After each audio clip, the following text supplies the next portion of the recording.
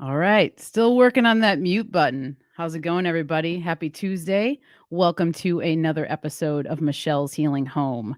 And today I am very excited because I have one of my favorite people that I'm beginning to really get to know these days and just really appreciating all the work he does, all the knowledge he has to share with the world. I'm so excited that he is spreading his herbal knowledge with people and just sharing all the things that he does because it's fantastic. And so I have today with us Kyle of Tippecanoe Herbs. And Kyle is a vitalist herbalist, a teacher, and a medicine maker with a wealth of plant knowledge to share. His understanding of plants, their symbolism, and how they can be employed as healers is something to behold. So, tonight, we're going to be talking about the winter solstice, and we're also going to be talking about herbs of the sun that can help bring light into the darkest days of the year. And we're also going to be looking at the Christmas tree and the herbal significance of the evergreen and what it means and why it's so important to this season. And another thing to note is that Kyle and his wife Serena, they serve as community herbalists in Milwaukee, Wisconsin, which is my hometown. So there's another little connection that we have there.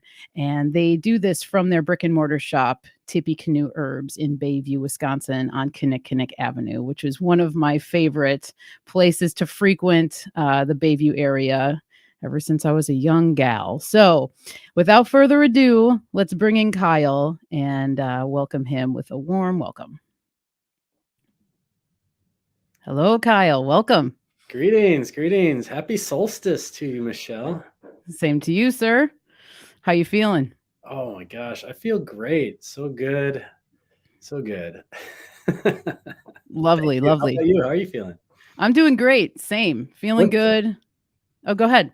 What tea are you drinking? I'm actually drinking an herbal coffee. Oh, cool. Right now, yeah. Indie blend? Yeah, it's got chicory in it and carob Ramon seeds. Ramon, I think that's how you say it. It's a brand. It's called Ticino.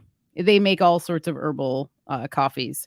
So I'm trying to stay away from coffee these days. I have a deep love for coffee, but it doesn't agree with my system as much as I want it to. So trying to back off a little bit. What about you? Are you drinking anything? I only consume gravy. That's the only thing I consume. Nice. No, it's not, but it's pretty close. This is a beef broth that my helper and friend Jenny made. It's her birthday today, actually. Ooh, nice. Some really nice beef bones from a local farm, and some of her saison that she makes in our broth booth. So it's fortified with mushrooms and stuff, and so it's pretty close to gravy. It's like watered down gravy, but we're not going to water down our gravy on this show at all. So I agree. That's awesome. I know I always love seeing your posts that you guys have bone broth. It seems like you offer it quite a bit at the shop. yeah, we just started the seasons upon us for that kind of thing to be fashionable. In the summertime, we'll have bone broth sickles, right? No, I'm just kidding. But yeah, that's good. Beautiful. Nice. Well, before we get into it, because you prepared a really nice slideshow for us, I kind of want to just allow you to introduce yourself to people who might not be familiar with your work, and tell them where you can find you. And also, just to kind of maybe you can roll right into this question that I have is how and when did you first become interested in plants and herbal medicine? Cool. Yeah, thank you so much once again for having me on the show. It's great to meet your audience, and it's probably some crossover from some of the other places. We collaborate. I'm so excited about our collaborations that we're doing thanks to Chance at Interverse over in Vibrant Land on some of the Wednesdays that we're doing the symbolism with signatures and stuff like that according to the astrological signs. But yeah, I'm Kyle. That's right. I'm a community herbalist. I really like that because it's a very broad title, I guess. It can give me the freedom to jump in and out of all these different hats that I put on. I get to go foraging, and I get to make medicine with the plants that we gather. And we have a commercial kitchen in our herb shop. So I also sell plant medicine, and people come in there for consultations. So we do all kinds of things. And I have one of my favorite things about being an herbalist is teaching. So I have a herb school and some apprentices, and my staff is made up of people who have been former students, and we are crushing. I am so proud of my staff right now. They are awesome.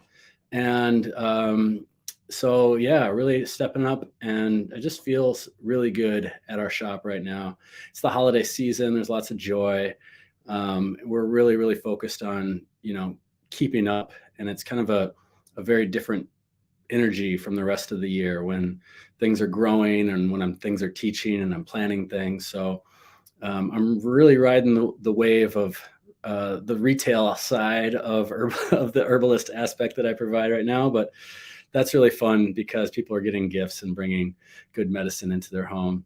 And to segue that into your question, I don't know. I think every time I think about this, I come up with a different answer for how I became interested in plant medicine and herbs. But my path formally started in the Ayurvedic traditions. So I studied Ayurvedic medicine, and I was really interested in particular with the herbal aspect of this very large body of science. So Ayurveda, science of life. So there's meditation, and there's body work, and there's all kinds of dietary things and philosophical things and martial things. And then there's the herbal aspect. And I really wanted to learn more about applying the energetics of the foundational aspects of Ayurveda, which I've really found helpful in understanding medicine in general through like a foundational aspect that Ayurveda provides, and overlapping them onto my bioregion and finding the plants around where I am in Wisconsin, as you mentioned, and saying, oh, okay, here's a herb that will cancel out some of excess pitta, or here's a plant that will help the vata dosha, or the airy, windy type of person.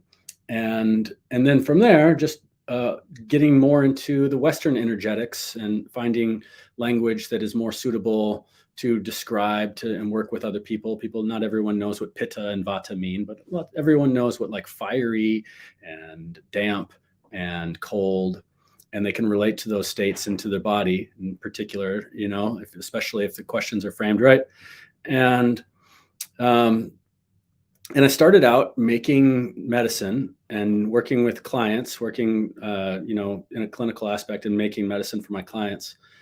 And that was fun, but I really, really like the energy of the market. And so I started at a farmer's market. I got myself a farmer's market stand, started making some teas and stuff like that. And that was really cool because every week, farmer's market people, they come back and they get the same things every week, or you'll see somebody every other week. And I was able to get feedback, and I was able to get, people would tell me, oh, this thing helped, or this thing sucked, or I would have taken it if it tasted better, or something like that. So it was all this great feedback in order to really help me hone my craft as a medicine maker.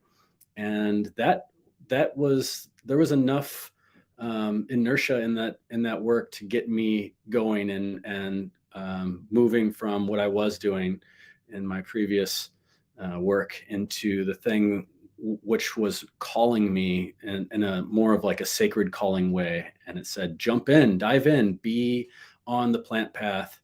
And it, just like anything, when you start a new endeavor, and there's kind of like there's a little bit of fear sometimes. Maybe you're like, what, how might people receive me? How may I pay my bills? All these things that might be questioned. But if it's true, and it's really, you do have that like divineness, like calling aspect to it.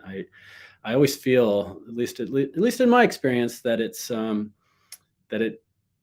that there will be a way provided, at least not necessarily in ways that you expect, but the rewards and the ways that all of the returns that I have are exponentially more than, something like money or whatever. There's the community aspect, which is really, really, really important to me. and as a community herbalist, and to be able to know people, know their faces, hand a bottle of something to them, and work with them, and then in the teaching aspect, guide on a herb walk. Be standing along with the plants in their environment, and that is something that is extremely fulfilling to me as a person, and I love it. I love it. So yeah, that's me. That's my herbal aspect, I guess. So I love it. Yeah, you can feel all of that energy in the way you present your information, just how you carry yourself, just the products that you share. Everything I've ever gotten from you guys has just been spot on and has been very helpful and healing. And this whole thing, one of the things I love about herbal medicine is the intention that can be put into it. And I think when you can just feel it, when you get something where you know that the person is really taking time, really putting love into it, and I can feel it on all your medicines and your information. So it's you. I look up to you and you inspire me in many ways. So, I mean, just thank you for all that. And thank you for all you're doing in the herbal community, because it's very much needed and it's appreciated. And I love that you said, these things that we do, these jumping off points where it's really scary, and most of the time, the first thing that does come to mind is, how am I going to pay my bills? How am I going to pay my rent? And you're right. It usually does get figured out. It's not without trials and tribulations and months or time of scarcity thoughts or whatever. But putting that aside and following your passion is, I think, like, ultimately the best thing you can do. So yep. Yeah, I'm glad you did that. Really am. And so one of the other questions I have for you is, what inspired you and your wife to open the herb shop? And what were some of the challenges you guys faced when you did that? It was kind of a divine nudge, actually. We went to this little class that was put on by like a women's center that helped us write a business plan, because I was like, let's get serious about this. Let's write a business plan. So we wrote a business plan, and I thought, because I'm packing up, I really like the market. I really like doing this. Let's see if we can write a business plan for a brick and mortar. And we did. And people who are in healing arts and artistry in general have this, I noticed, a common, not everyone, but a lot of them, there's this common thing of like not putting enough value on the work that you do for somebody else. You know what I mean? So I'm like, our business plan was like very undervalued. And so it was like, there's no way that we can like make rent or whatever, there's no way that we could sell 5 teas a month or something like that, like that kind of thing, and I was like, who's going to buy them? And so we made this business plan and everything like that.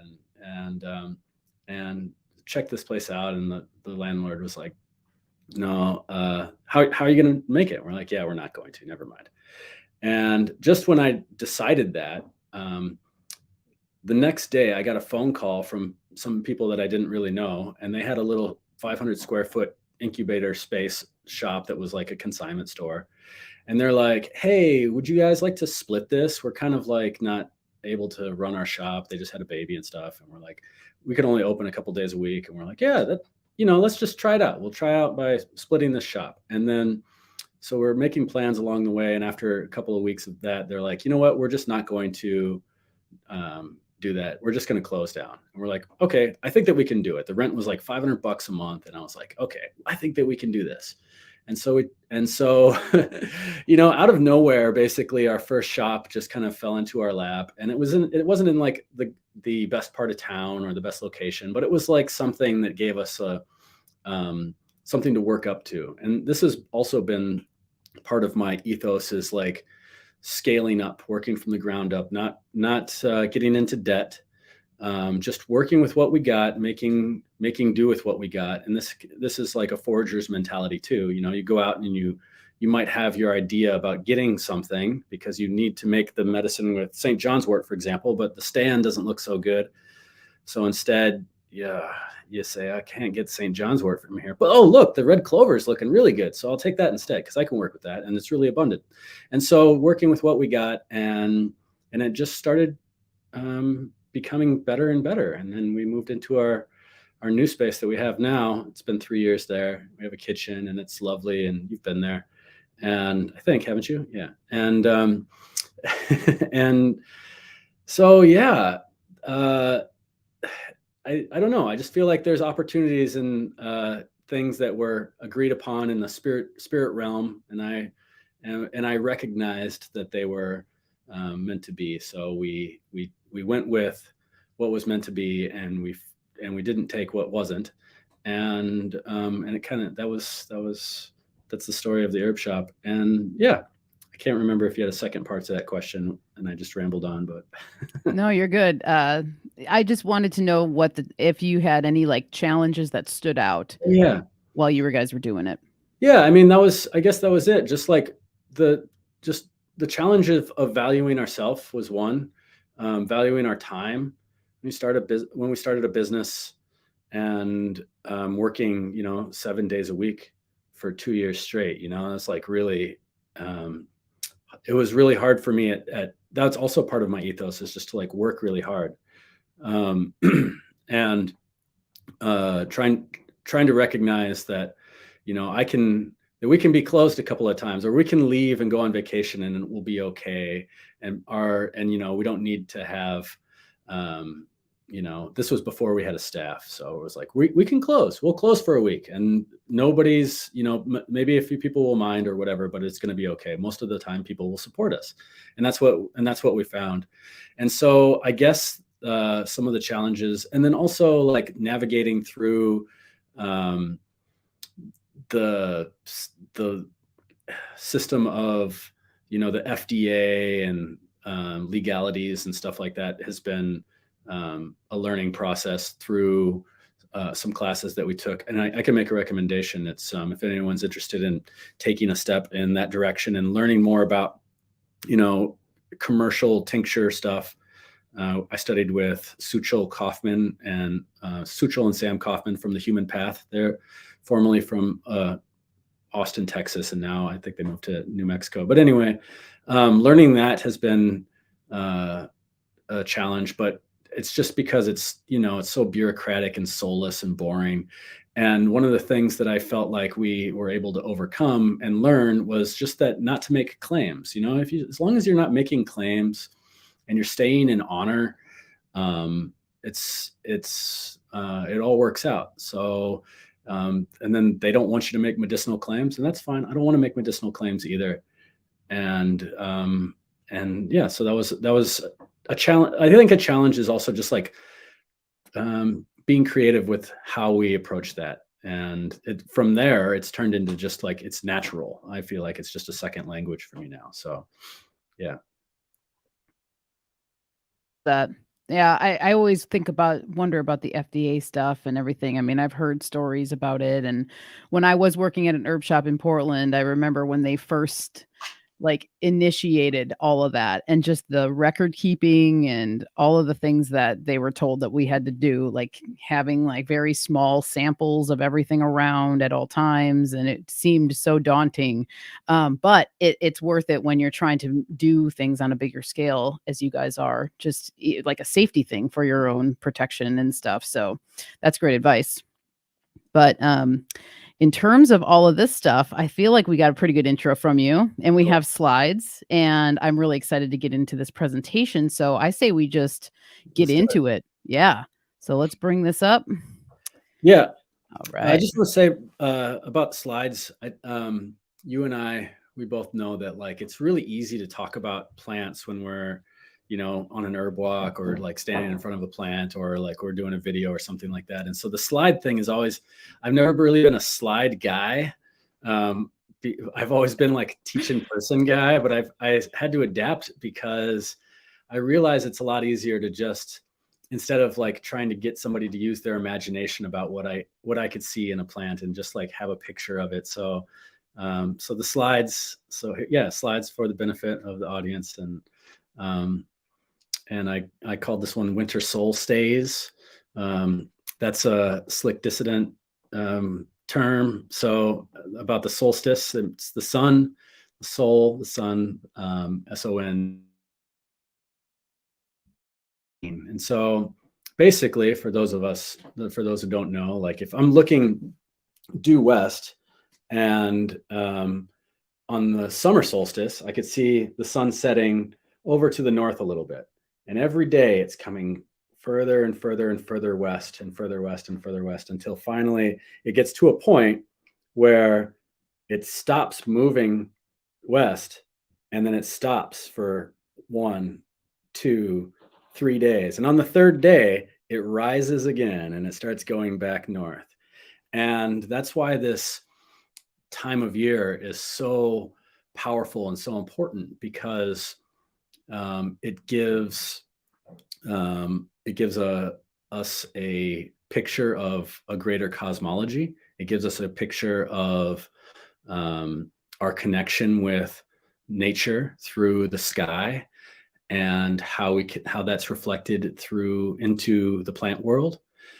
And it gives us a little hope for these very long nights that the sun will return again, as promised, in fulfillment of the scriptures, right? So that's a really cool thing. I feel especially connected to the winter solstice, because in the summer solstice, like, living is easy, it's summertime.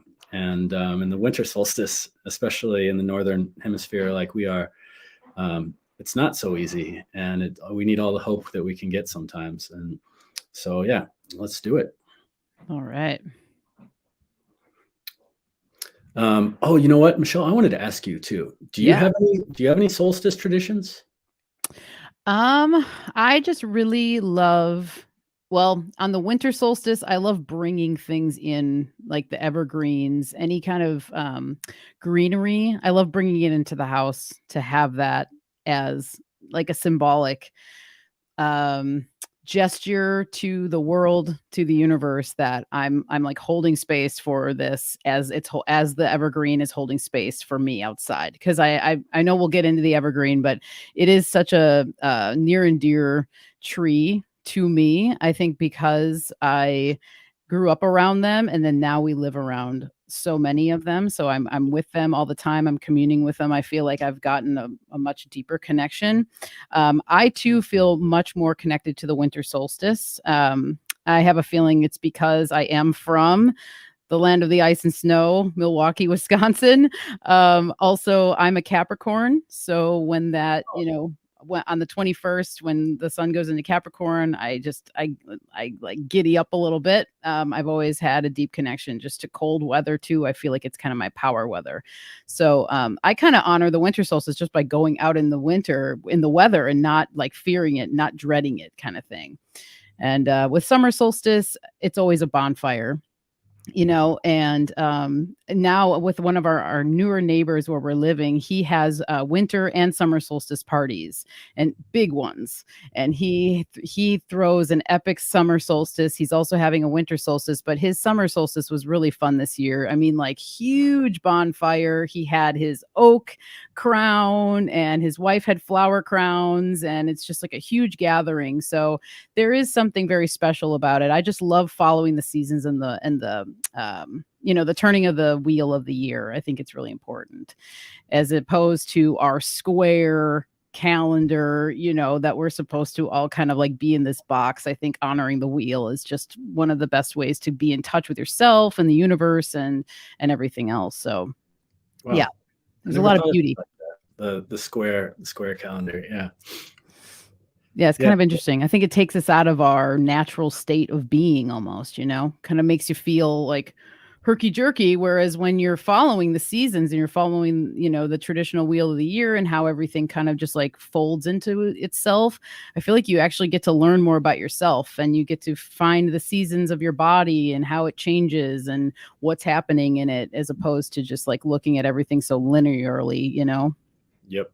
That makes way more sense to me. As things move and mutate into other things, instead of it being like, oh, it's midnight, it's a new day. like that other day doesn't exist anymore, you know, like it's, I don't know, or it's midnight, it's a new month, you know, it doesn't seem natural that way. So that's a good point. Thanks for bringing that up. Yeah, totally. Thanks for asking. And I agree with that. And as I get older and as I get more connected with the places around me, I feel like I just get a deeper and deeper appreciation for all of this stuff. So that's why I'm really glad we're focusing on this tonight, because I think it's going to be fun. Yeah, some medicine for these dark times. Let's start with a little story, shall we? Yeah. So you mentioned the holly king, or you mentioned the oak and the wreaths that people would wear, these crowns. So there's this story, and it's, you know, British Isles going back to however long ago. The story of this polarity that exists in nature. It's the recognition of the summer solstice and being the optimum, most vital level of the sun, and the winter solstice being the death and the old dying sun and rebirth of the new. And so they were kind of anthropomorphized in this polarity aspect through these characters here, and these characters also representing what we find in nature. There's the oak king over there on the left, and look at this very, you know, attractive young oak king. Both of these are reminiscent of the Green Man, which has, you know, I think maybe the Green Man also has an influence taken from these. I don't know if the Green Man is just one story or if it's a bunch of stories, but we could say that this is the Green Man. This is the story of the Green Man moving through his life. And if we were to split the Green Man into a twins aspect, the Gemini aspect of the sun, it would be there's the young acorn stud, and then at the summer solstice, at the height of his power, he starts to wane, and the Holly King comes in. And the Holly King kind of looks like Santa, maybe one of the artistic renditions of the Holly King is an influence on the modern depictions of Santa and other ways too.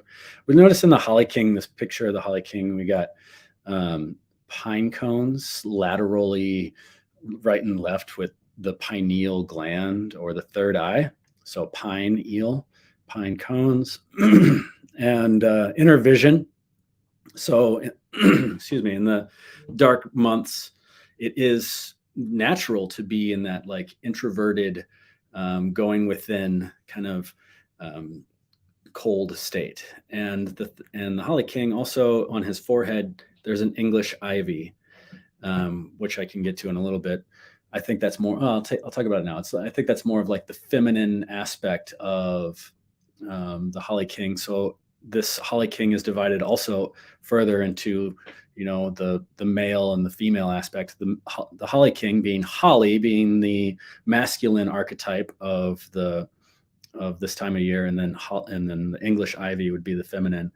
Holly has red berries, and English ivy has blue berries. So there's that interesting polarity dynamic, red and blue, masculine, feminine, yin and yang.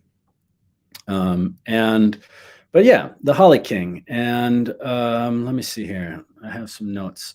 Can we go to the next slide, please?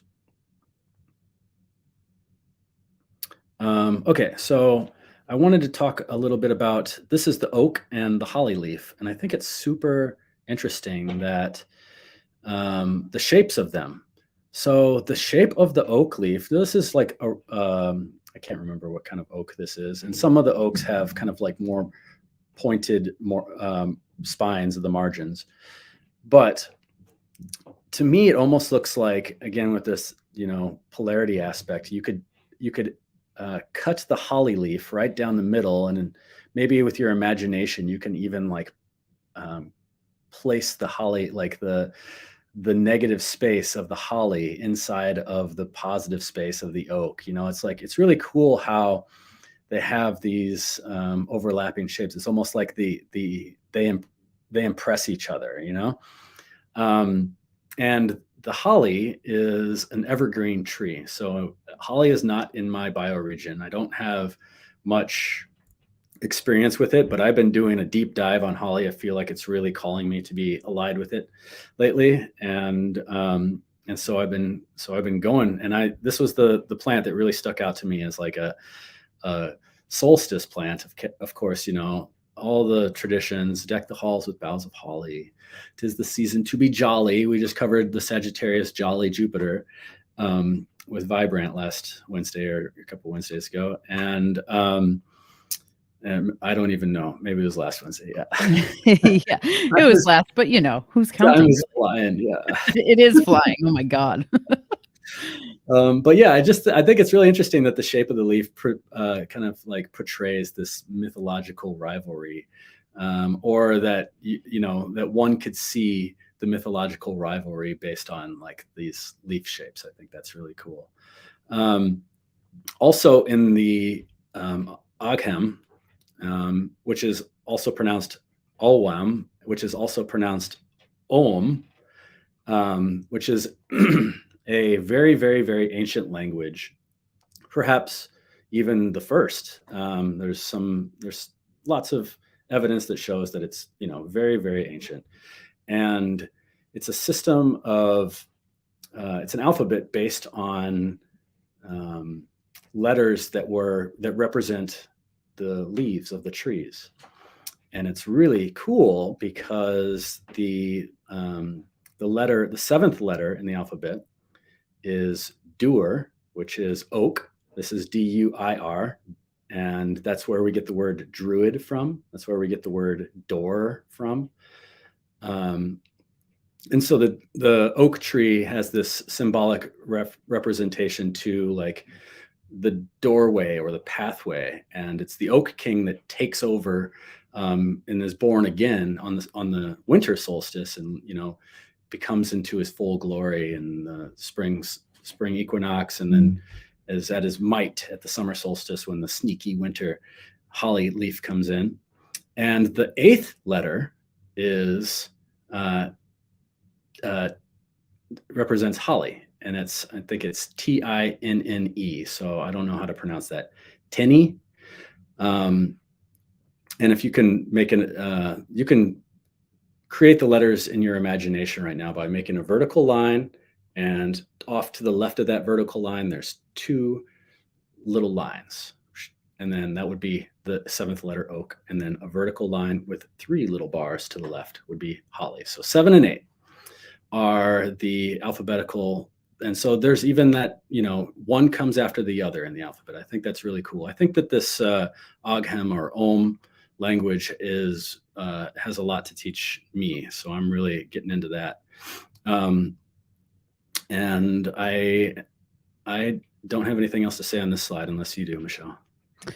Nice. This is awesome. I'm loving this. I love the 7th and the 8th connection. That's really cool. I've never heard that before.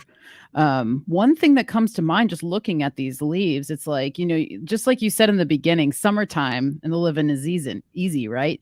You see the oak and it's just like got the smooth, curvy lines, nice curves. And then you look at the holly and it has that sharp, jagged feeling that the winter can give you. And it really does. When you touch holly, it's like, whoa, that is like very strong and sturdy, and it has those sharp points on it. So that's the one thing that just comes to mind right off the bat. But this is really great. Loving it.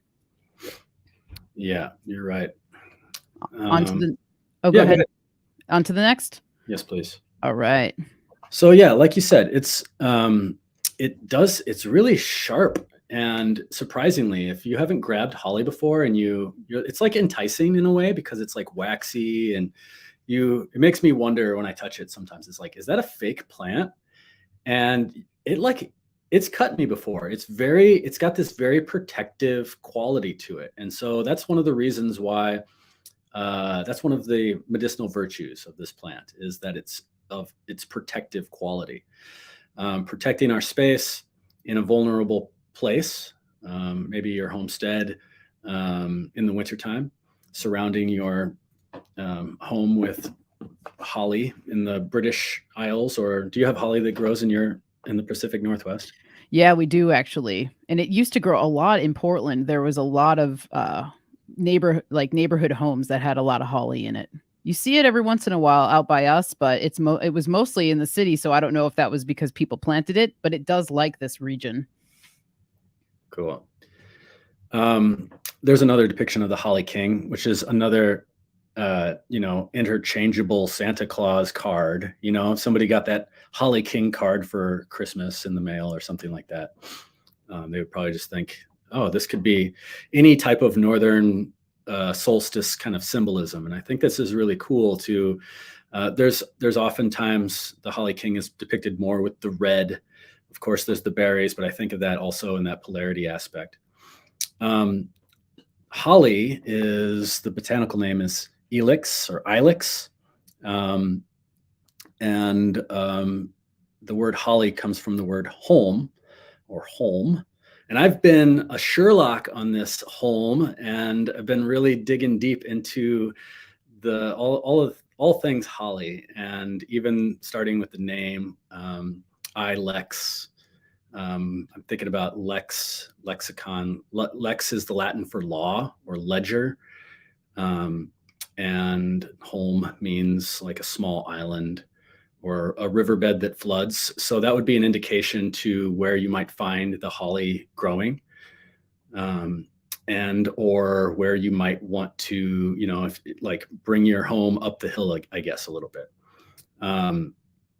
I think about the word holly and Ali, like the word Ali, like Muhammad Ali is, the word Ali means like high, exalted. It means champion. It's where we get the word Alexander and the prefix Alice. And I also think about the holly being the depreciation of the sun or the star. So it's the darker aspect of the sun, or the holly star, where you might get the name Alistair. And so Alistair can also, I think that, like, just thinking about the word holly gave me a breakthrough about the word Alistair and how that might mean dark star, or the darkening of the time of year, that dark part.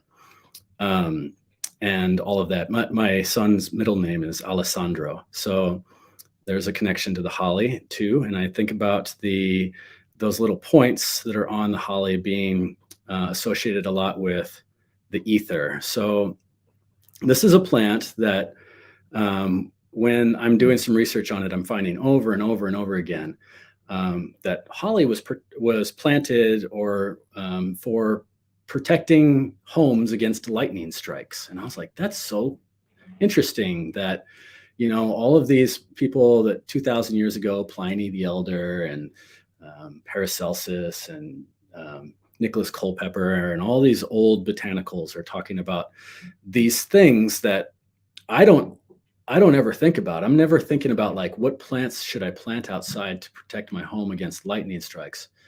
And it also made me think about, like, what will the botanicas or the botanical books of like 2,000 years from now, like, what kind of information will they have that would be seemingly irrelevant. But anyway, the interesting thing about that, and how the aspect to lightning, and how these little thorns, which you find on, like, cactuses and pine trees, and how they bring in, I call them, when I see thorny plants, I think about how they harvest the ether and how they bring in a lot of the energy especially from the winter, through their little pointed edges. And also these, like, pointy spots kind of represent boundary medicine. So keeping your boundaries. There's a lot of lore about, holly keeps the witches away from your home and stuff like that too. So keeping away lightning and witches and all these things that, a modern ear might be like, I don't have to worry about, we have fire departments and we don't have witches anymore and stuff like that. But I think that they are encoding deeper meanings to the nature to the nature of reality. And so boundary medicine, keeping away witches, might have something to do with just being like, people won't mess with you because they'll have to go through your holly in order to get to your house, or they won't be able to curse you. But also it might not work because maybe there's something to these ether harvesters that will absorb and take in malefic energy from the form of lightning or from the form of spellcraft and ground it out. And I love that. I really love that aspect, because also oaks are very prone to lightning strikes as well. And the definite, or the explanation that people rely on is just like, oh, because they're tall. And I'm like, I don't think that's it though. I think that there's more to it. I think that there's a potential for the energy moving through these very strong polarity like aspects of nature, and people used to know that, and they picked up on that, and so they anthropomorphized them into these stories to continue that tradition. But anyway, that's just speculation on my part. I don't really know how well holly deflects lightning or how much ether it really absorbs, but it's pretty cool. No, those are great thoughts. I too have always wondered about the lightning strikes, the protecting of the home from lightning, because you hear that a lot about certain plants. I've even heard that with St. John's wort. I've heard that too with other things. So I've always wondered the same thing. It was like, was the lightning just like extra violent or extra prevalent or something Yeah, back in the day? Yeah, and that's a really interesting point of what they'll talk about in herb books from our time. Because I wonder, what it'll be like EMF? Will it be Wi-Fi? I don't know. Anyway, that's a whole right. other segue. So, but shall we Sure. proceed? Okay. Yeah, one of the medicinal values of the holly is found really popularized by Dr. Bach and his flower essences. And I know you work with flower essences, and I do minorly, but something I'm very interested in working more with as I become more sensitive to vibrational medicine and myself, and how I can wield it as well in a beneficial way. And the holly, Dr. Bach popularized, I have a quote here, a flower essence for healing the battle in our heart. That is really cool, because we were just talking about this ancient battle between the oak and the holly. It goes on: jealousy, envy, revenge, suspicion, the different forms of vexation. There's the witch again. And as a protection from everything that is not universal love. So I love that. And the first time I worked with holly, I got a flower essence. I went to a natural food store and got Bach Remedy flower essence of holly for my dog, because we had another dog staying with us. And I felt like those words were really great for what we were experiencing. And I thought it worked pretty well, especially because I think dogs and animals are much easier receivers of vibrational energy medicine. They have less of indoctrination against that stuff doesn't work like we do. And the thing I wanted to show on this botanical drawing, the slide, is that if you draw your attention to the bottom here, the seed, the flower, we have 4 points, 4-pointed star, 4-pointed flower. We got a 4-pointed seed pod. Once that seed cracks open, there's 4 points, 4, 4, 4. And it's really cool, because I think of these, when you see that over and over and over again, it's trying to bring my attention to cardinal directions. And the cardinal directions, north, south, east, west, or solstice, equinox. And then piggybacking off of Mario's work, who you were talking about 2 episodes ago, and how the cardinal directions, they're not just showing us the expanse and the direction outwards, but they're also pointing towards a center. They cross at a center. So there's an axis in the middle there. And so there's both outwards and inwards. And we have a map at that point. We have two directions to go. And so when we think about the center, we can think about the axis mundi and the universal center, the center of everything. And then we have also the directions in which we can move out from that. And I think that's really cool when I see that in plants that also seem to be really relevant for the time of the year. I see that a lot in the Brassicaceae or the mustard family plants, which come up frequently in the springtime around the equinox and so on. So I just think this is really cool signature for the solstice, because we have the cardinal directions here. And really we're with cardinal directions, and we're trying to explain things that just are. There's laws of nature. The sun is moving this way, and now it's stopped, and now it's moving the other way.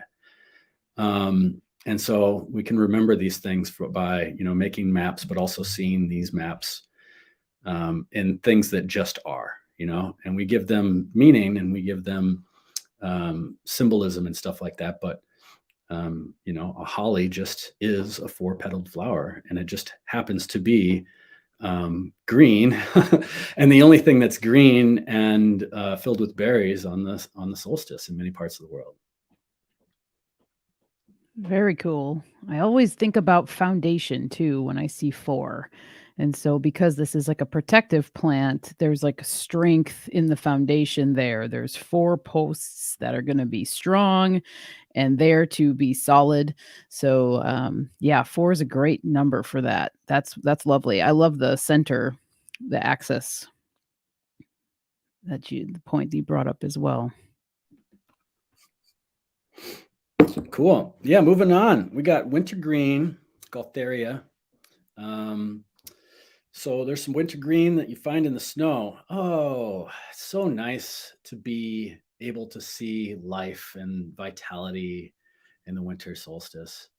And to go and be able to find some wintergreen underneath the snow and pick some and have that beautiful flavor, the beautiful methyl salicylates.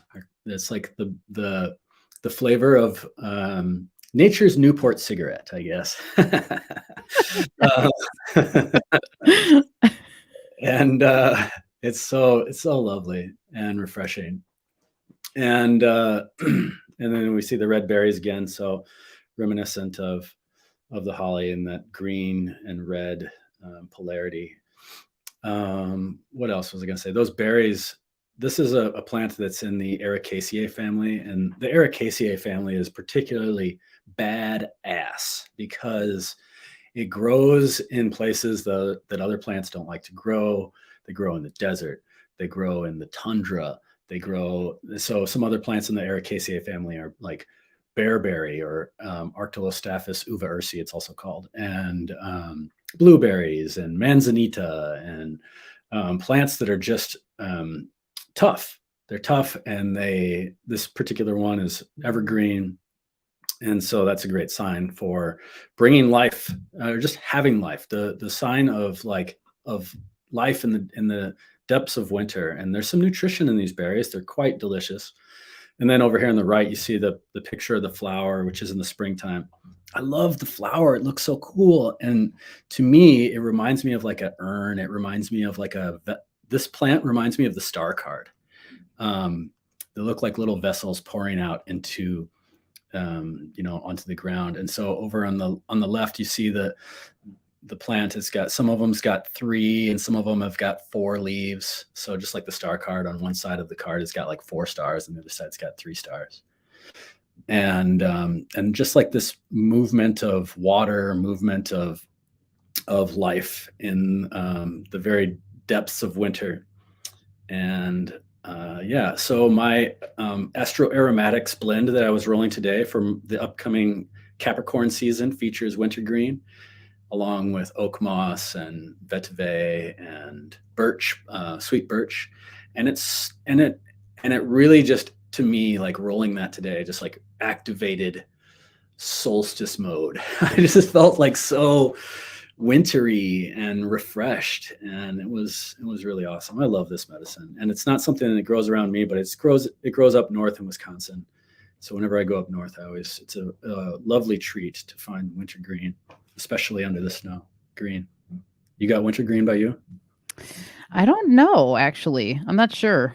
We do have uva ursi though. Yeah. And yeah, I love uva ursi, and the flowers look so similar. I know they're, like you said, they're in the same family, but seeing that, I love that connection to the star card.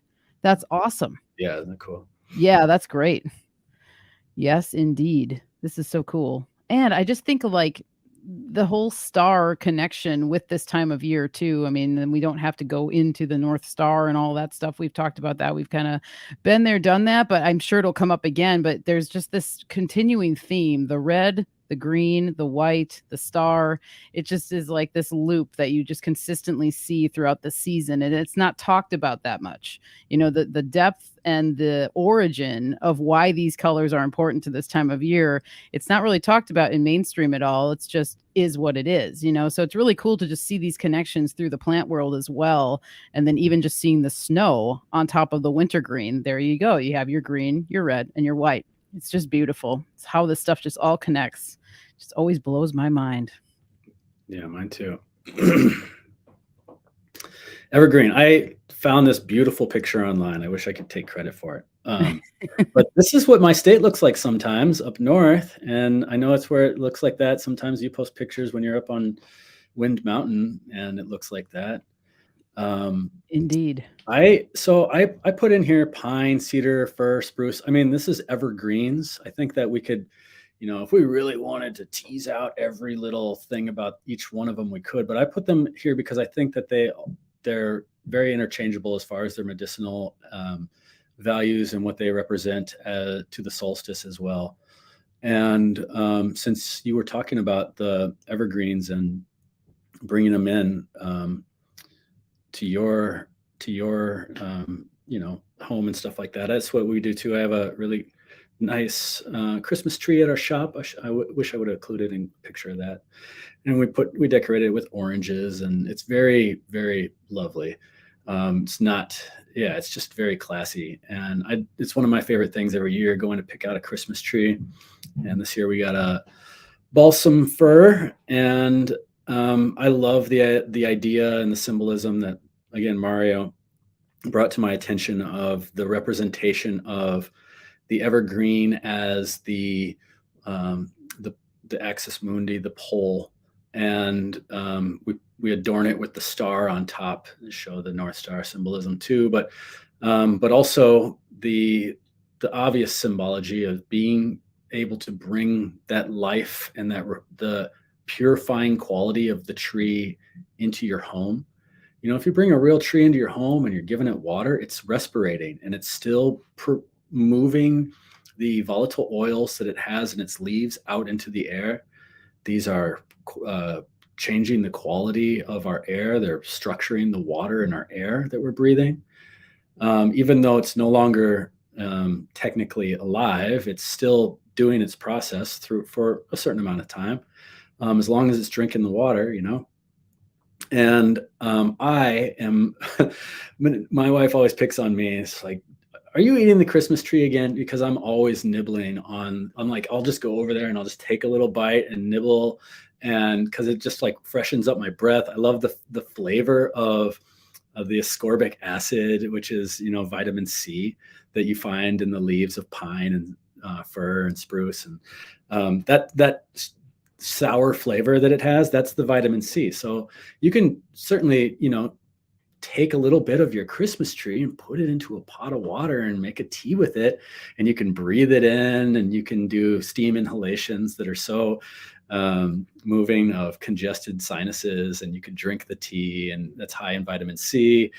And there's so many just lovely things about having a tree, especially in the time of year when, the lights are low and there's just not much green to see. And it just makes a lot of sense to me why it's been a tradition for so long. And, going back and forth about paganism and does it represent like Nimrod's missing member and all this stuff? I don't know. I don't care. I like bringing a tree into my home. It feels good. And I like the medicine. It's just like a big, huge medicine chest that I can eat once in a while and I take baths with the needles too. Yeah. What about you? Oh, this is beautiful. I love that she calls you out for eating the tree. That's awesome. Eat that tree, man. That's awesome. Yeah, I love evergreens. And there's always I just think of home when I think of the tree, as I said in the beginning of the show, but specifically the Christmas tree because my mom, kind of like you said, you guys have a classy tree. And I remember one of the last times I was at Tippecanoe was Christmas time, and you had a really beautiful setup with your tree in the corner there by the window. And so it makes me think of home. It makes me think of my mom because she always does decks it out really nicely. And there's like this comfort, the warm feeling from the lights and everything else. And you're just kind of drawn to it.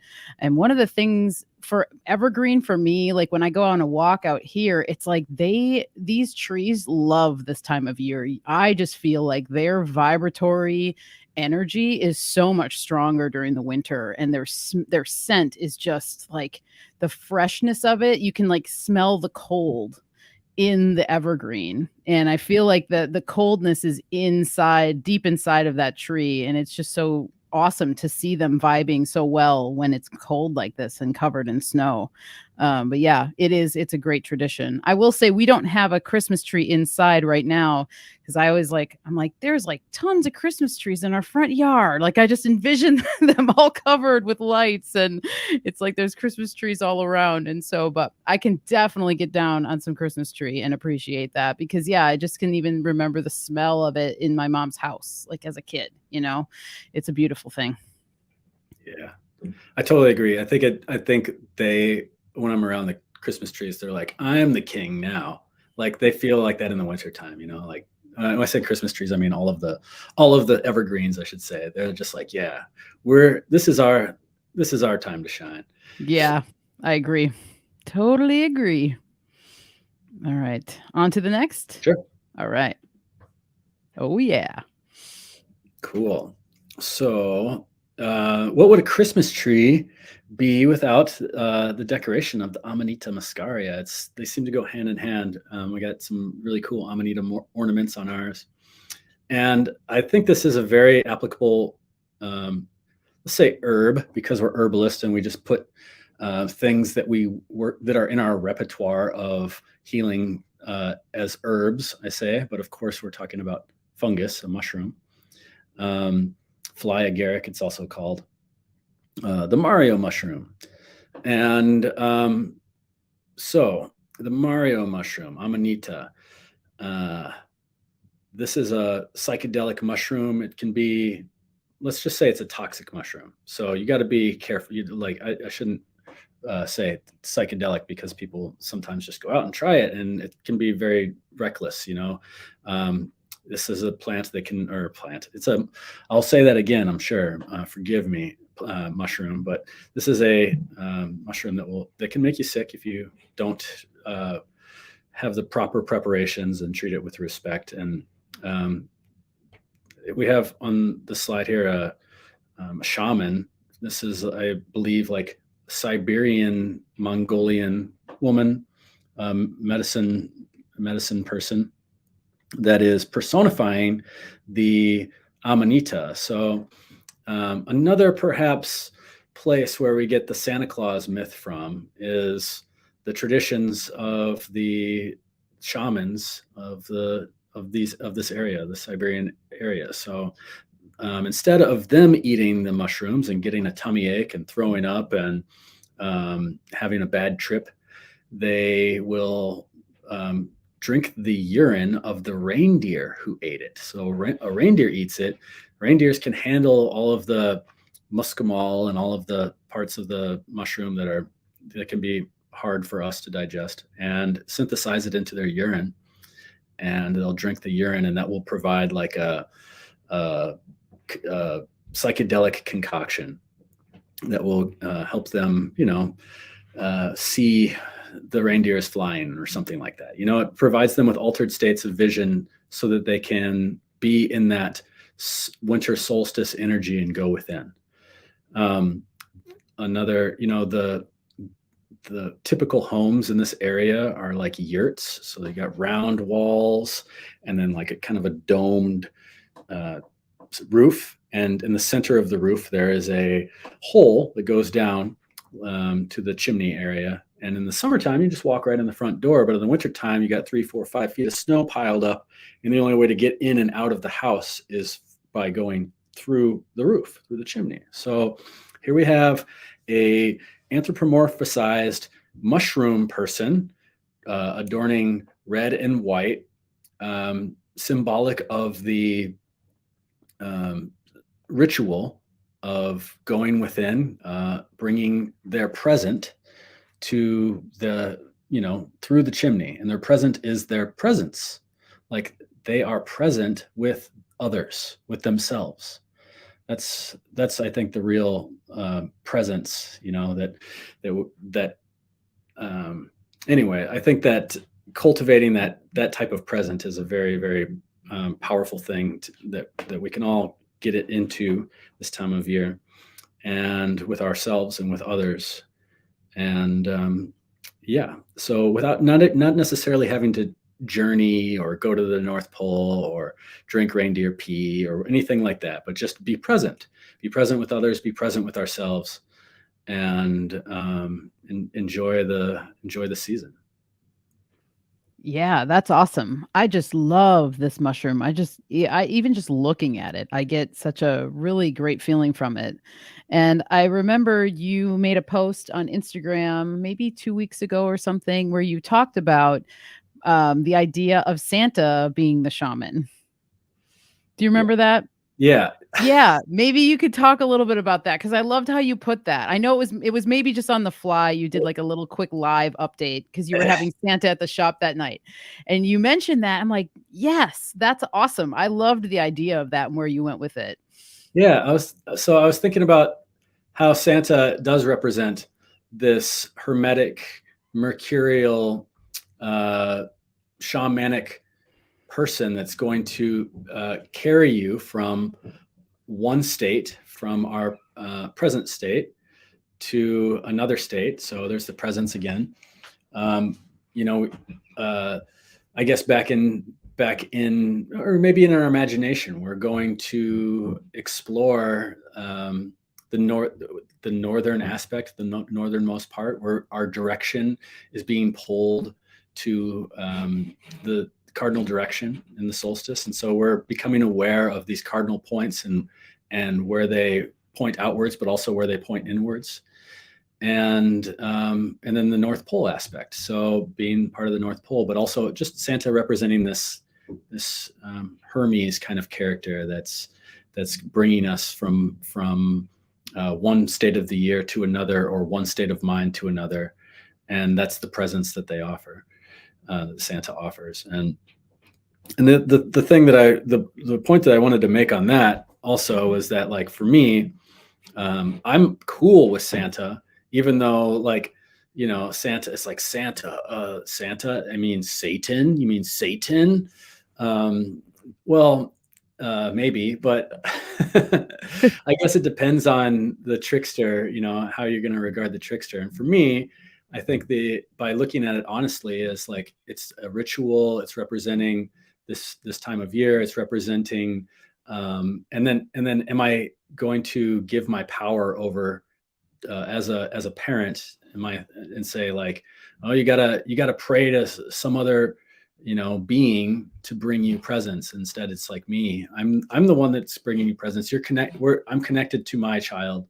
There's no, like, I had to go through the trauma of the Santa lie, and like what that meant, and then, like, do I trust my parents? And I was like, I don't ever want to lie to my kids. And I also don't want to have them be the person that has to, like, spill the beans for other people too. So let's just look at it as, like, both real, and in the way that it's a ritual, but also, like, it's a story too. It's just a story, and it's fun. It's fun that way. So we just have fun with Santa.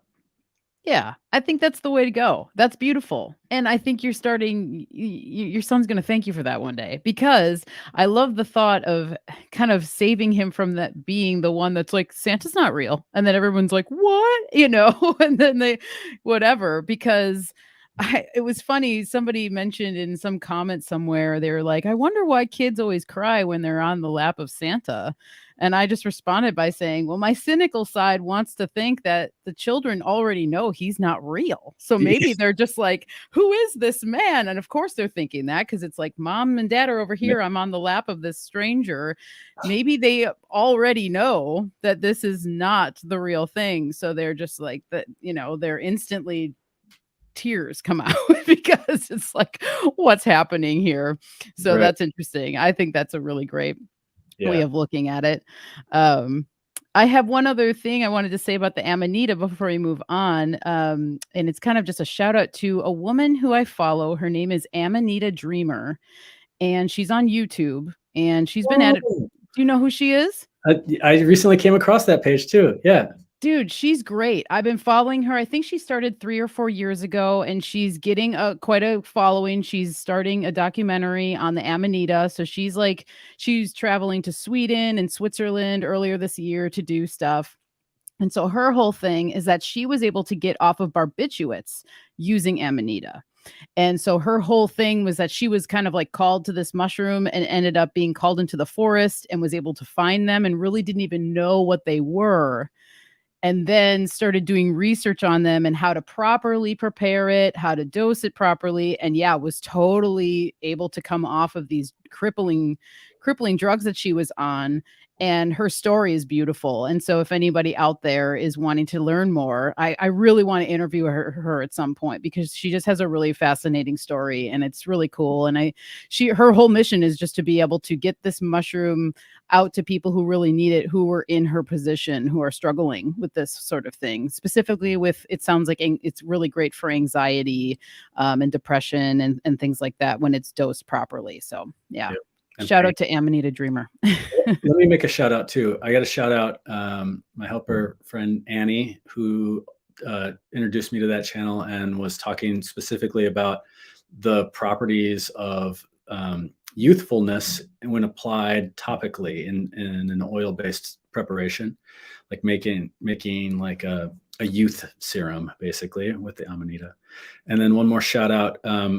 This is one of the things that called it back to my attention as like Solstice was James and Elise from Family Fungi were just pictured with growing some or finding some Amanita.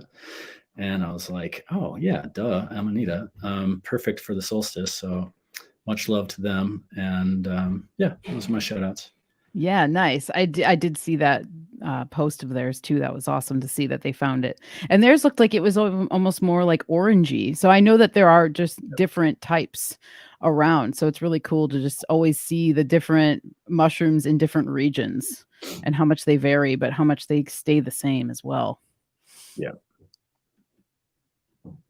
Aw.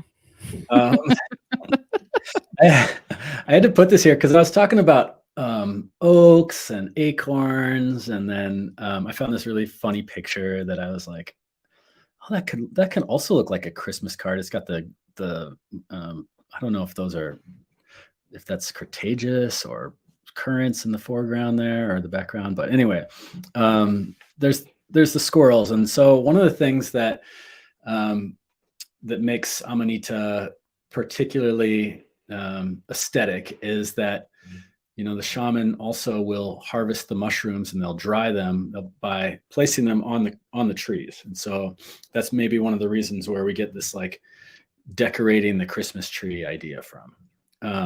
Maybe one of the many reasons.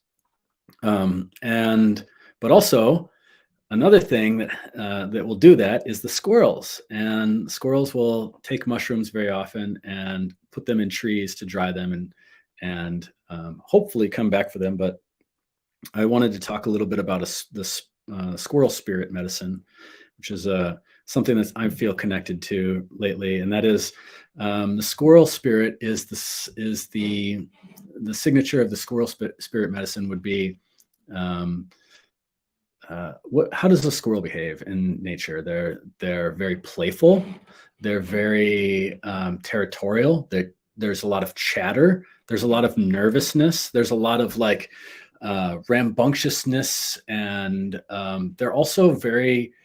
They're one of the only wild animals that will come up and take food out of our hands. So they're not necessarily domesticated, but they're like a friend of us. They like to live in close proximity, but they're also way out in the wild too.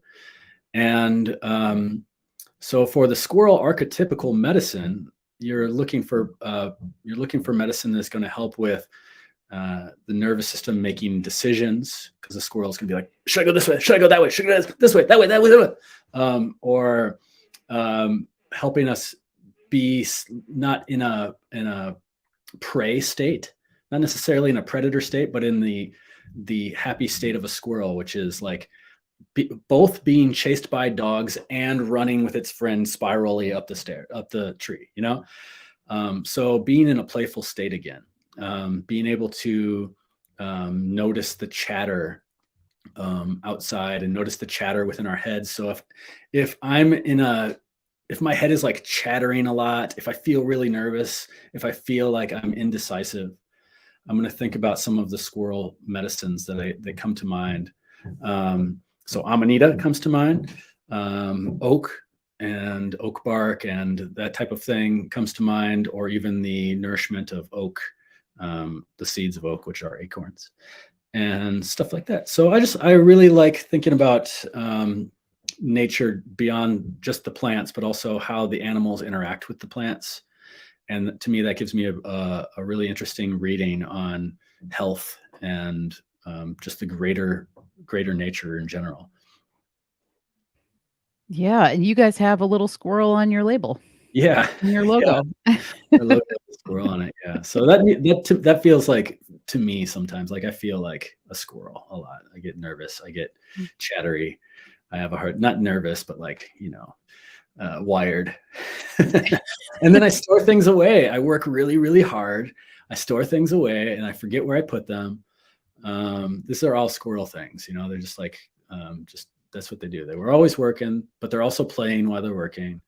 And I feel like that a lot. Nice.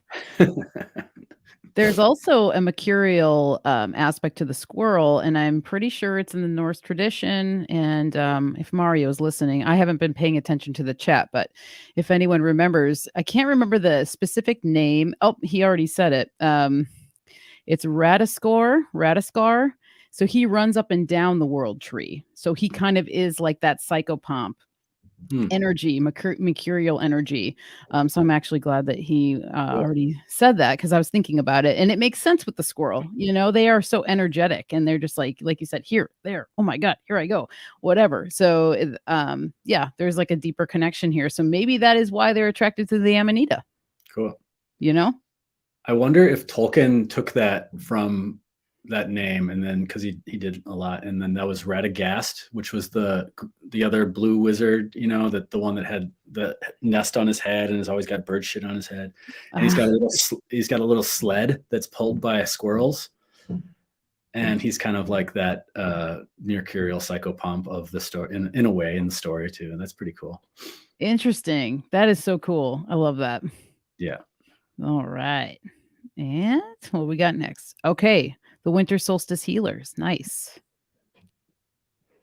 Yeah. So this is, I call St. John's wort solstice wort. It blooms in where I am at this latitude and particular distance from Lake Michigan on the solstice. Boom, like a clock, like the sun stays, the St. John's wort blooms. Not a day soon. It's so cool. Every year I do an annual solstice walk, and I go out a couple of days before, and I'm like, all right, I'm going to talk about this. I'm going to talk about this. Oh man, I guess I'm not going to talk about St. John's wort this year. I can't see any.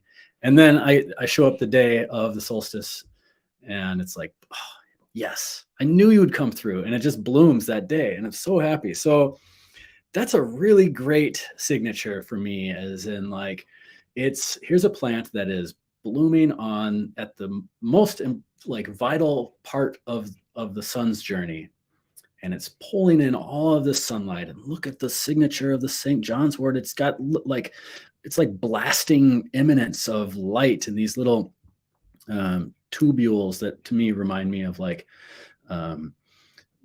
fiber optic cables that are bringing light. I always say that this plant brings light into the body, brings light where it with what it works with. And so there's so much to be said about St. John's wort. One of the other things about it is the leaf. The leaf. You've talked about this. I've talked about this. We love talking about this. the signature of the perforatum, or the perforations on the leaf. And so you hold that leaf up to the light, and you could see these little holes. Each one of them is basically like a little bubbles with essential oils suspended inside of them. But it gives this transparency aspect to it. And to me, this is a great signature for the person who is leaking light. So you could say, you put that in a scientific, and you say they're leaking biophotons, or like their energy is escaping them for whatever reason, for prolonged stress. There's a really cool photography, and I can't remember what it's called, but it's a super special person camera, and you take a picture of a leaf. Let's just say I went outside and I grabbed a leaf and I put it in my camera and I took a picture of it, and it's just a leaf. And then I went outside and I took a leaf and then I like chewed on it a little bit to mimic like insects chewing on it, and I took a picture of it. And now all of a sudden this this like light starts to come off. These biophotons are emanating from the leaf. And then I do it again with another leaf, a third leaf, and I put it in my car for like a week, and and I like I punch it a bunch of times and I crinkle it up, and then I take a photo of it with this super camera, and it's just like blasting light. And so what we could say about that is that like the more stress that an organism endures, the more of this light that we all have inside of us, inside of all of the life, starts to escape. And with what I'm learning through biofield work, through biofield tuning and qigong and stuff like that, it's not necessarily completely exhausted, but it just moves out from our core.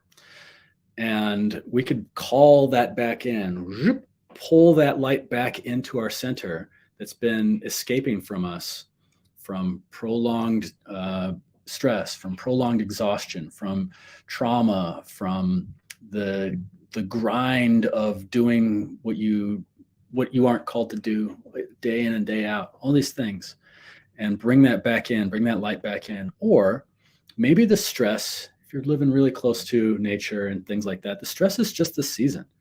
I miss the sun. I miss the light. I don't get a chance to be outside very often because it's cold, and I really want to get some light and get some outdoor time, but it's just cold. And so I'm just, like, let's just say I'm feeling that light kind of escaping from me. So I'm going to work with something like St. John's wort on the winter solstice. So a lot of times people think about St. John's wort as like a herbal antidepressant, and I don't know if that's I don't like that way of describing it. I think it pigeonholes it in an inappropriate way, and it gives herbs a let me take this instead of a pill.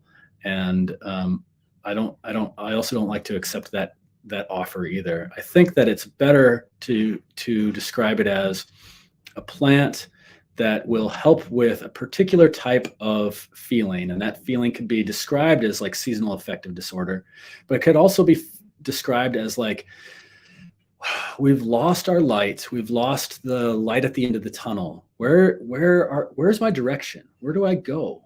Where's my cardinal direction? Where's my compass? I used to know the place I was going to go. It was A to B, and the path has been eliminated for whatever reason. The plant closed down and they laid everyone off. Now I'm 55, and what am I going to do?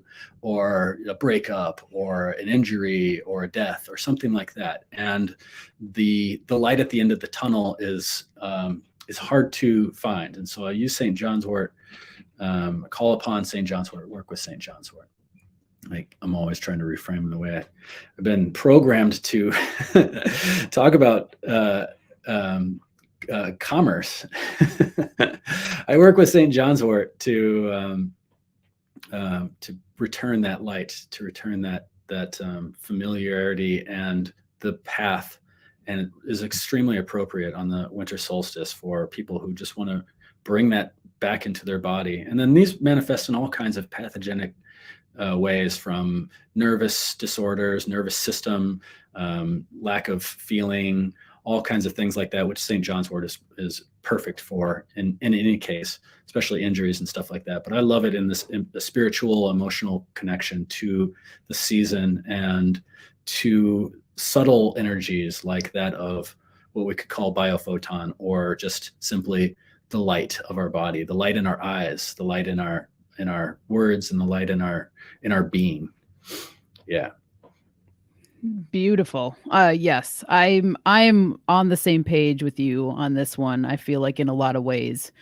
And it's so near and dear to my heart, St. John's wort, just because it was one of the first plants that I really, really started connecting with, like early on in my herbal journey.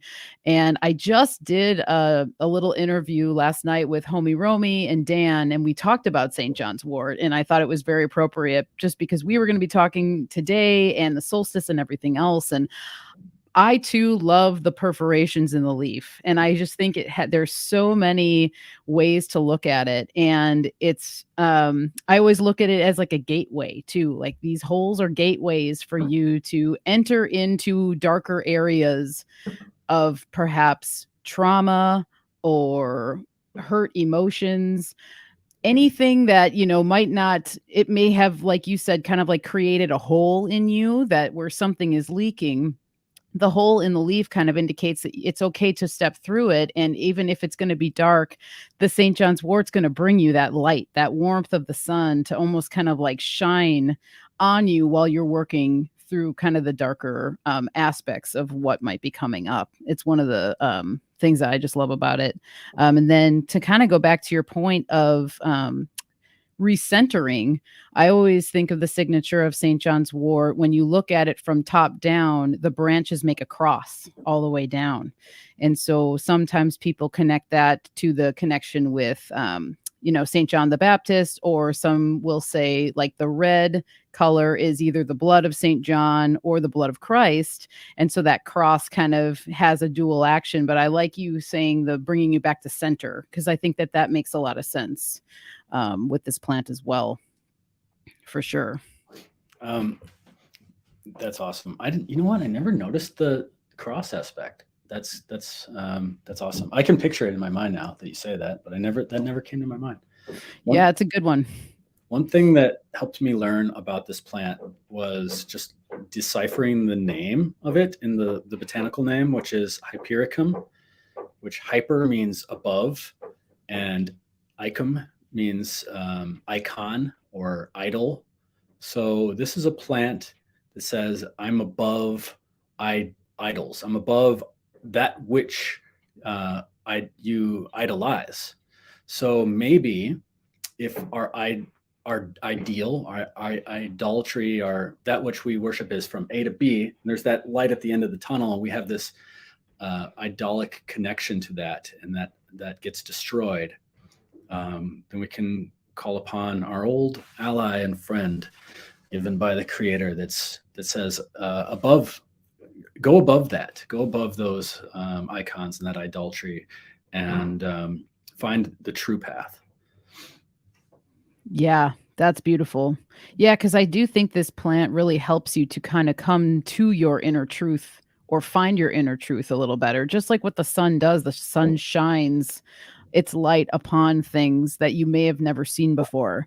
And I find that working with this plant kind of helps to do that. And that's why I think it's so beautiful just to bring it into the winter solstice, because this is the time too when people might start to feel down about it being winter and it's cold, and you have the seasonal affective disorder, that this plant is sometimes told, said that is good for, which it is because of its elemental even correspondence.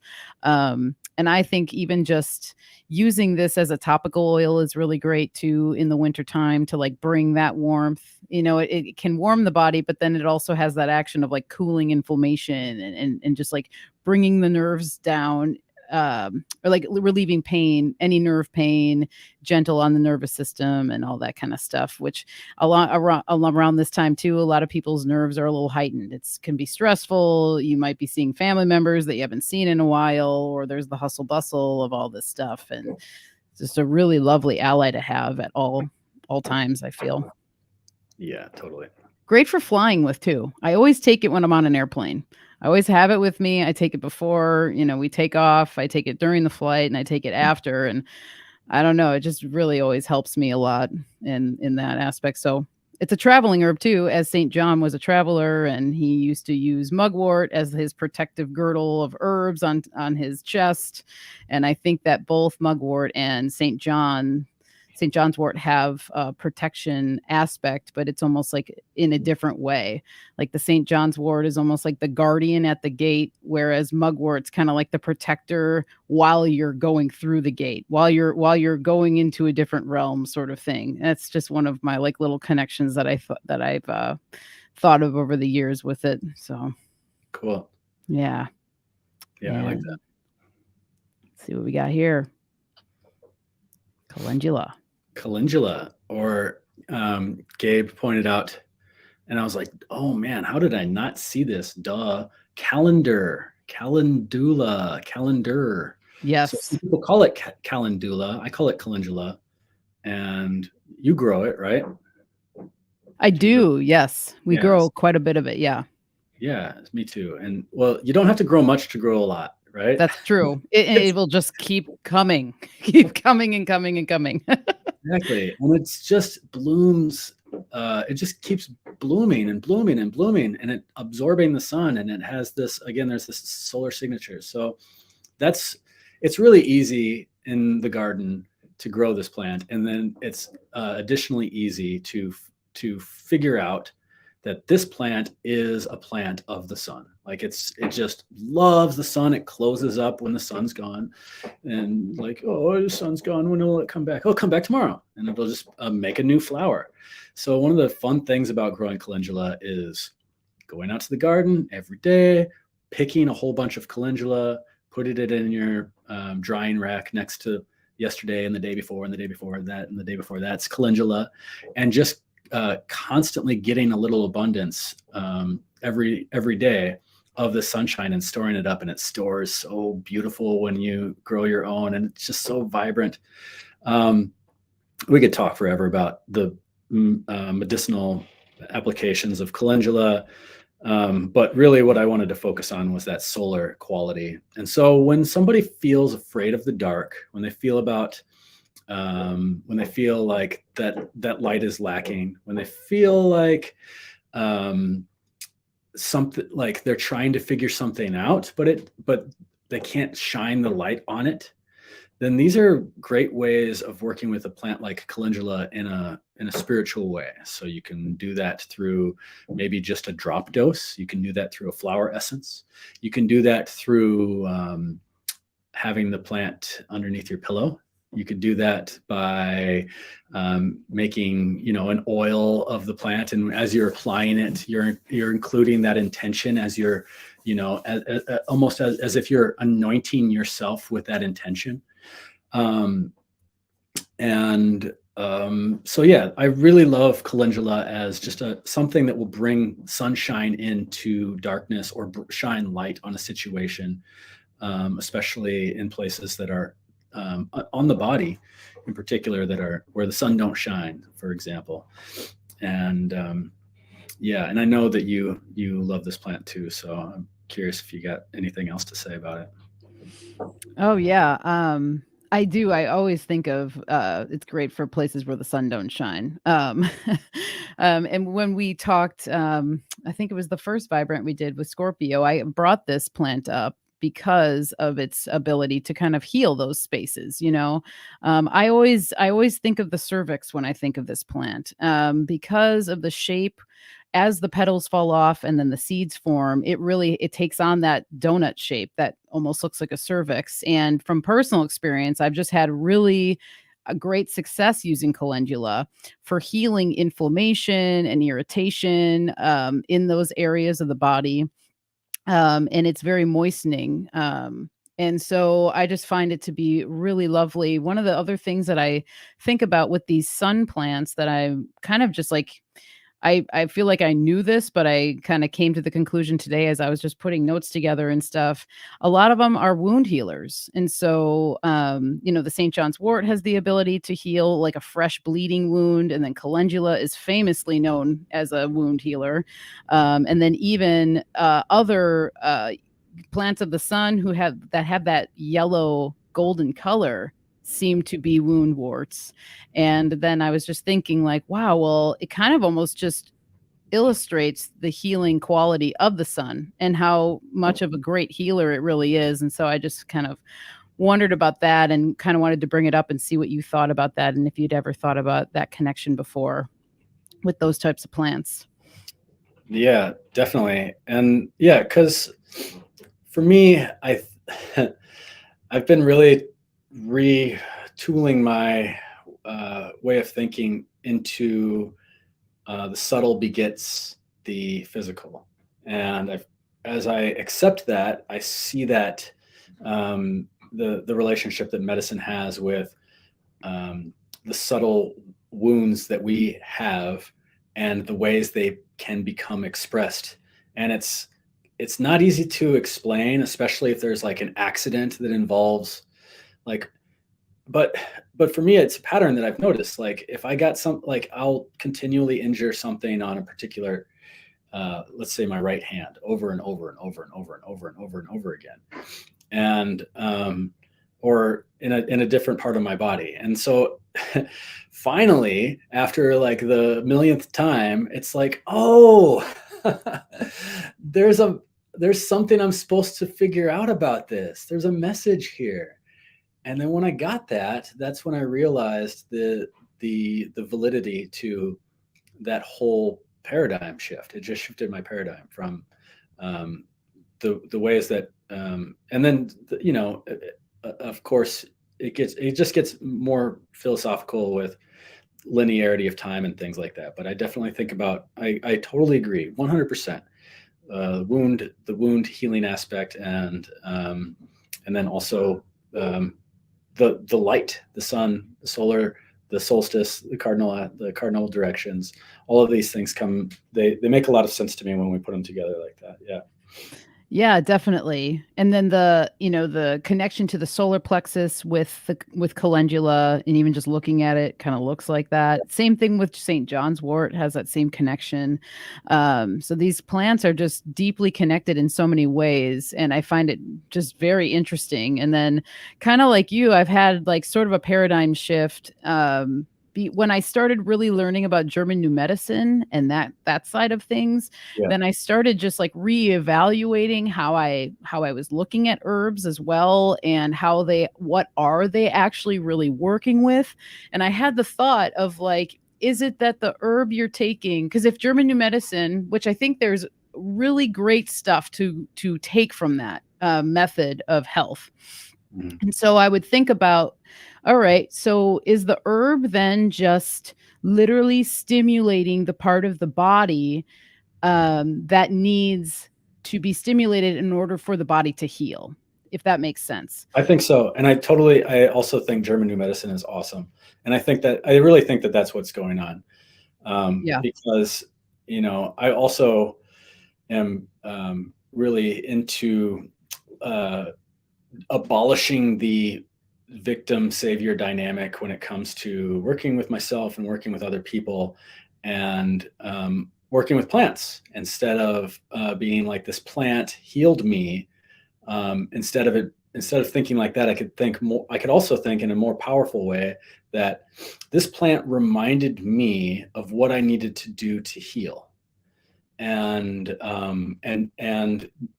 brought attention to that aspect of me through the particular, parts, the key markers that these plants unlock in our particular locks, and I think that's a really, really fun way to look at nature and to explore, at least to explore myself and explore how I work with clients and just making plant medicine in general, and really trying to charge up the plant medicine with that intent, which is, find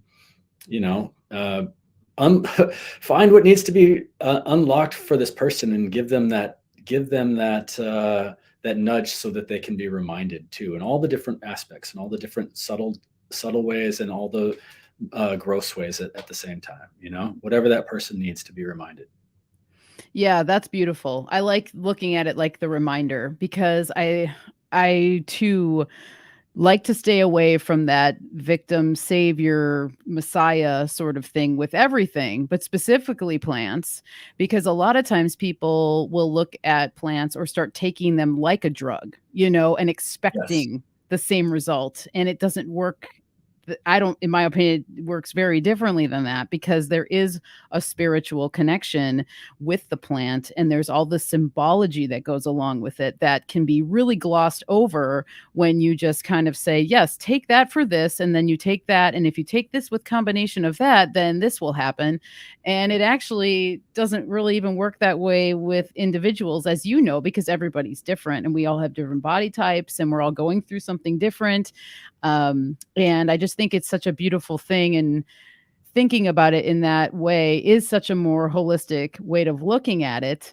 And then putting in the German new medicine thing, it really, actually, I feel like I really was able to level up my understanding of plants once I started coming across that information. And I find it to just be really valuable. And I think that it can really, really help people in a big way. And I've talked with people where they're having something going on, and I bring this up to them, and we just kind of work through it, ask just some simple questions. What was happening during this time and what's happening now? And usually there's this correlation and this epiphany that happens in them of going, oh my goodness, I know exactly what this is. Yes, it connects, and it has something to do with the emotional thing. And when you have something that's chronic, German new medicine looks at it more of like, well, it's almost like you're just being re-triggered by something. So something that is unresolved continuously is coming up. And when you look at things like that, it actually just kind of helps to make sense of a lot of stuff much better than it does when you look at something like take this for that, or whatever it be, Totally. I've really wanted to ask you that question, so I'm so glad we're going here. I've wanted to know your opinion about that German new medicine and how you see that. I love it. I love that it's got qualities of like the shamanistic side, but it's also like, you must be very sick, scientific, like German, like everything's written down. It's just like very organized thought. They're like looking at all these pictures of the brain and stuff.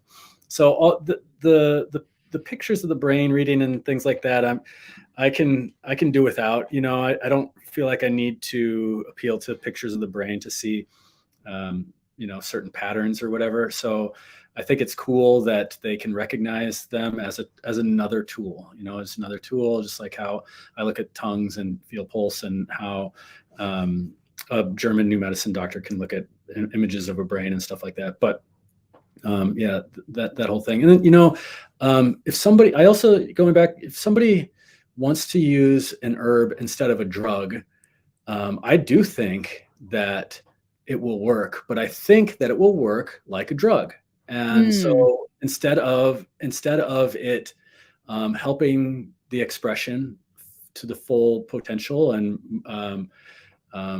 bringing attention to what needs to have attention, letting whatever that manifestation is trying to express itself, instead it just suppresses it a little bit more. So I think that herbs will work in that way, but I don't think that's not the best way for them to work. And I don't think that is honoring the plants in the way that they were created.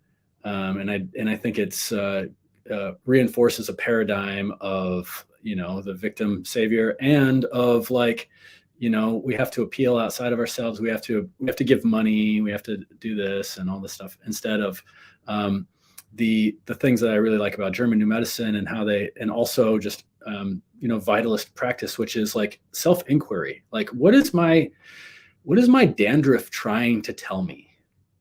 Something like that. You know what I mean? Like asking questions like that, being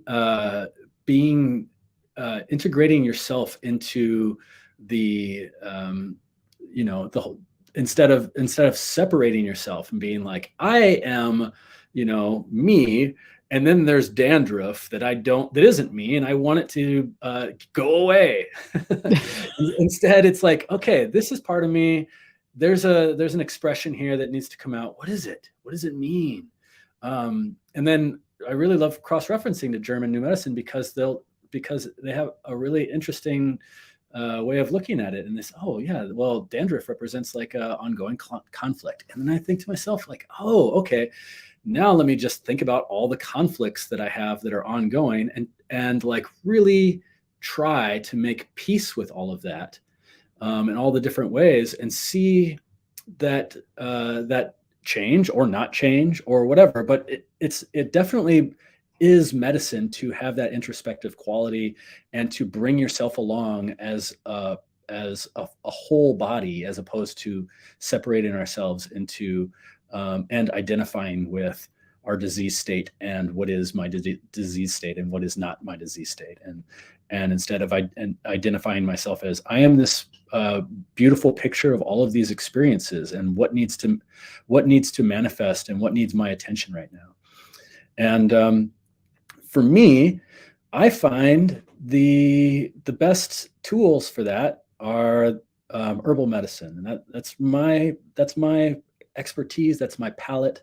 But I really like taking the philosophies and working with the philosophies of all these different traditions, new and old, finding things in them that will be of service, finding things of them that I'm not going to use, and I'm not going to necessarily critique. But I'm not going to ask people to go get their brain scanned or whatever. But but I really value that, and I really value these types of things catching on and gaining traction. I hope that you interview some German New Medicine people, because I think this is a really great topic. Yeah, definitely. I do, yeah, I will be. And our buddy, he's a huge researcher of German New Medicine. He is German as well. And he's done a lot of translations for a lot of texts that haven't been brought to light because there weren't people interested in translating them. So he's written a book on German New Medicine. He introduced it to us probably now, maybe like 6 years ago or something like that. And when he first brought it up to us, I was like, wait, what? And then it started my wheels turning. And then as an herbalist, I was just like, whoa, okay. So then when somebody says that this herb is this or that, or it's antibacterial, it's antiviral, it's anti whatever, I'm like, wait, so what's really going on here? So I started just really thinking about all this, and then all the pandemic stuff happened, and then this kind of stuff started really coming to light. And then it was like Mario and I went to Mark, and our friend who had written the book, and was like, wow, you've been talking about this for a long time. He goes, I know. He was just one of those people where he's like, I think this is what's going on. And then all of a sudden, it was just like, it kind of started coming out. And there's another woman who I really love, who you probably know, I think you probably follow her, Melissa Sell. Oh, she's awesome. Yeah. She is so great. She's wonderful. I just love how everything. I love the way she presents the information, and everything that she does is really wonderful. So I'd love to talk to her at some point too. Sweet. Yeah. Yeah. Cool. Yeah, it's good stuff. So I think that was your last slide, right? Yeah, that was it. Mm-hmm. All right. Awesome. Oh, I had a question for you, Michelle. Yeah. We didn't get to it on the Vibrant for last time, but you and I were talking about it backstage. We were talking about mistletoe. Yes. And I don't work with that plant, and I don't see that plant. And I think, the couple times I've been to like England and Ireland and stuff, I was like, oh my God, there's mistletoe, but I don't know it. And I was wondering if you could tell me a little bit about mistletoe. Yeah, well, mistletoe, I mean, it was highly regarded by the Druid priests, definitely. So it was one of their plants. And so I know it grows very well down in Southern Oregon. And so when we would drive to visit Mario's family down in Fresno, you're going down the I-5, you hit Ashland, you hit all of that beautiful country down in Southern Oregon, and all the oak trees along the 5 have all these bundles in them. And I was like, what is that?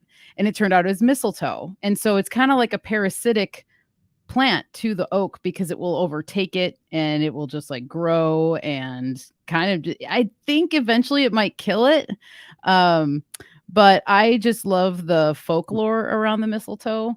And I find like the white berries, there's white berries on it. And so I feel like there's like another sense of clarity that comes from mistletoe, purification. It is kind of considered a poison plant, so you wanted to like use it very sparingly or in drop doses. Um, and off the top of my head, I'm trying to think of the things that I had going on with it. But symbolically, I think it's really wonderful, just because of the way that it like kind of just overtakes something. And I think that it like fills a space with a certain energy, and it's just got a magical quality to it. So Cool. yeah. I I just don't use it much in like my practice or anything. I just feel like I have some sort of connection to it. And every time I even think about it, I feel like there's always more for me to learn. But I just always like remember I can like see it in my mind's eye of seeing these clusters in the trees and not understanding what it was until we like pulled over. We were somewhere and I looked up in the tree. I'm like, oh my God, it's mistletoe and it's just everywhere. So it likes I think it likes the dry heat that's down there. Cool. Mm-hmm.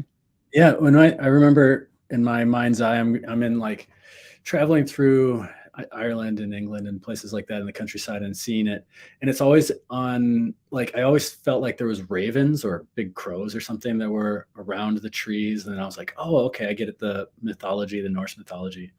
There's the crows of Odin, and then there's the their like glory boy who was Balder, ended up getting killed by mistletoe or whatever. He was like protected against every implement except for one, and it was the thing that got him. But yeah, I don't know. I just thought mistletoe, solstice made sense. Sound like a plant of the and aren't the berries, don't they have like aren't they like oozing white or something like that? Don't they have that signature of like reducing consciousness or something like that? Yeah, totally. And that's the whole kind of poison plant thing Mm. going on with it. And I know the berries are highly toxic to cats. So Okay. if you do have it and you bring it in, you want to and you have cats, you want to make sure that the berries don't like fall. Because our friend, a good friend of ours, had somebody who would go out and harvest the mistletoe every year. So for a couple of years there in a row, she would give us this beautiful fresh mistletoe that we would hang in the house. And I would always just like be monitoring the ground every day when I'd walk past it to make sure the berries didn't fall so our cat wouldn't eat them. But yeah, I actually, I have a handful of notes on mistletoe, and maybe I can like send you some of the information that I have on it because yeah, it's a good plant. And like I said, always more to learn. Not an expert on it, but I have some tidbits here and there that come through.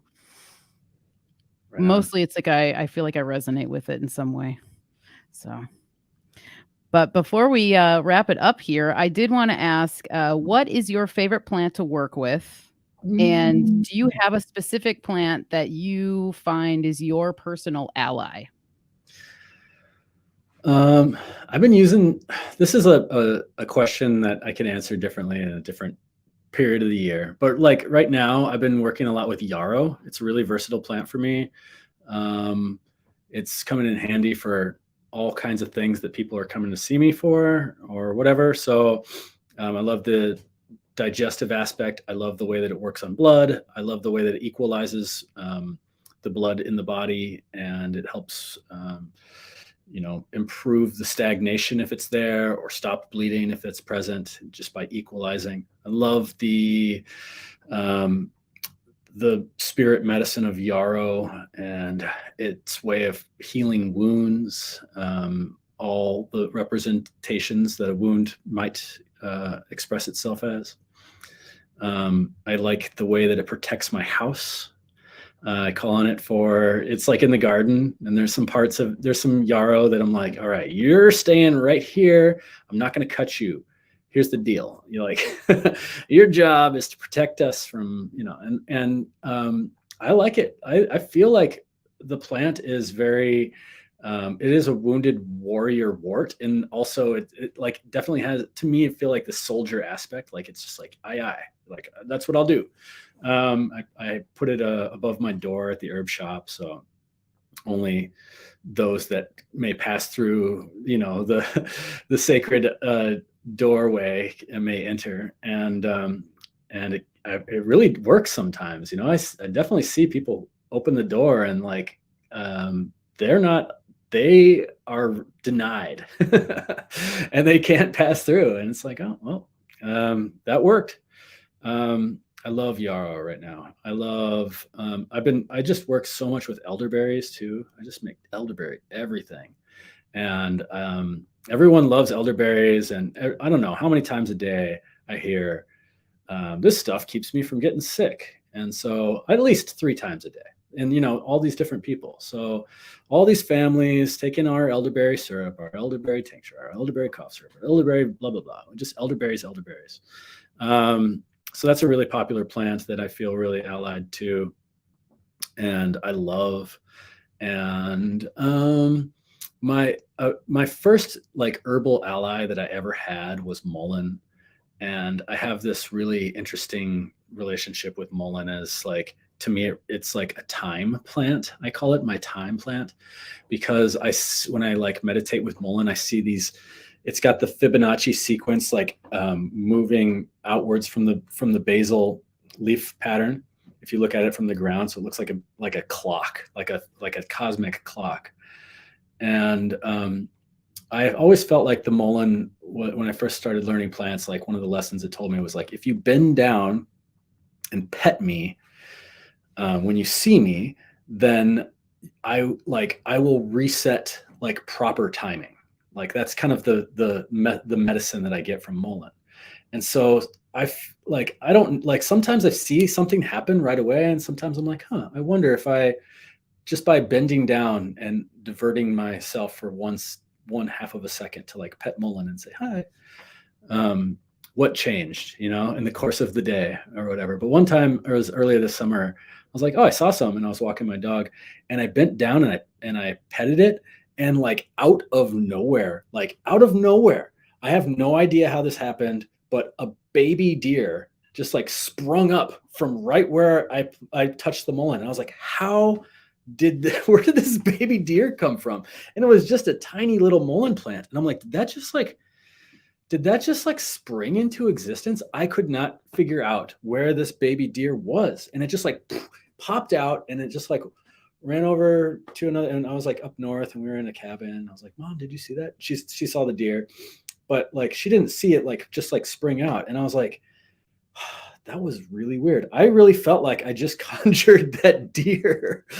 It was like this baby deer just by petting this mullein.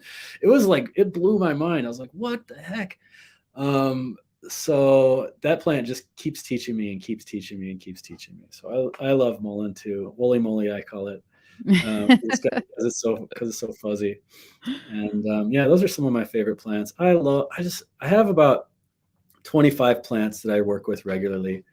And I have this great big shelf of herbs in my shop. And so when people come to me, I have this really cool, like, it's almost like divination, where sometimes people are talking to me, and I can see a plant on the shelf, like just kind of like, I don't know, like illuminating itself, or like drawing, like in the way that when you're drawing tarot cards, you're like, that's the one. And like, I don't know how that happens, but it really does match up a lot really well. And so that's been really cool for me too, to not not rationalize so much how I work with people and how I work with plants, but just like really tap into the attunement of it. And the only way I do that is like having them there with me. Sometimes I'll dream and I'll see a plant when I see people, or something will just pop in my head and I'll just know. And then somebody will ask me to explain how did you arrive at that? I'm like, now I have to rationalize it, and I'm not really sure. I'm not really sure I can. And I'll try, but that happens all the time, and I really like that, because it ends up being the right thing very, very frequently. And so I just love the plants. I love them all. I love them so much. I don't want any of the plants to hear me say that yarrow is my favorite, because then they might be like, oh. Every day that I walk into my shop, I say, hi, herb shop, but I'm talking specifically to this wall. Like, I feel it. And the way if I walk past it and I don't say hi to it, I feel like that, like the same way that like you might say hi to somebody that you like, if you work and you say hi to somebody every day, but then one day you don't say hi to them and you just walk past them, and then like you have to kind of avoid it, just like creates a tension or something like that. So I just say hi to my herb shelf every day. I say bye to it every night. Across the street from where we are, there's a dojo, and every time somebody comes in, they bow, and every time somebody leaves, they bow. And I kind of have a similar, not gesture, but reverence towards, walking through the door and seeing these plants. So they're all very important to me. But yarrow has been kicking so much ass lately. Elderberry has been kicking so much ass, and I grow them, and they're really cool. And yeah, love it. How That's about you? awesome. What's some of Thank your plant favorite? I want to know. Oh man. Well, firstly, that's beautiful. And I really think that the things that you're saying, I feel very deeply and strongly as well, in terms of seeing a person and then all of a sudden getting almost like this hit, like, okay, I know what you need. Or even just having a hit where I'll send out an order, and for some reason I'm like, I need to send them this salve too. I'm Yeah, just gonna send it, and then I get an email, and it's like, "Oh my god," and then the salve you sent, I totally have a wound that's not healing, and oh my goodness, you know what I mean? And so you find these connections, and then it's like, "Oh, okay, I'm glad I listened to myself." Um, but yes, and I have that same thing when I'm in the garden. I have certain plants I walk past, and I, like, say hello to them, and I make sure to just say hello and talk with them, and I find myself talking to plants sometimes more than I talk to people. And so it's just really interesting. But I will say my favorite plant, one of my favorites, is mugwort, and it has been for a long time. And I have a lot of reasons for that. But I specifically find the crone energy very comforting and intriguing to me. Ever since I was a young girl, have always not necessarily longed for becoming old, but I've never feared it. I've always looked forward to it. I've always kind of looked at it like it's almost like a rite of passage and an honor to become old and gain this wisdom that we get as the years and the days go on. And I find that that energy is just so strong in mugwort, and she has so much to offer us here.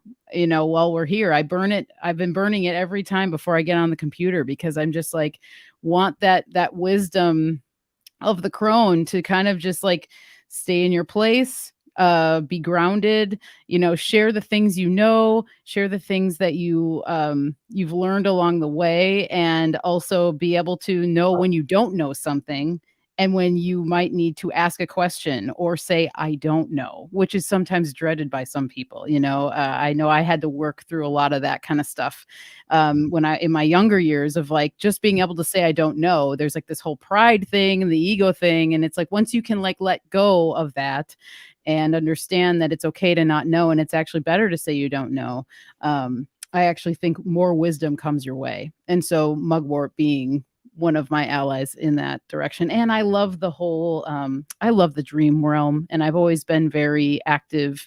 I've always been an active dreamer, always been very connected to the dream realm, and always interested in it, and have had just some really lovely experiences with mugwort specifically.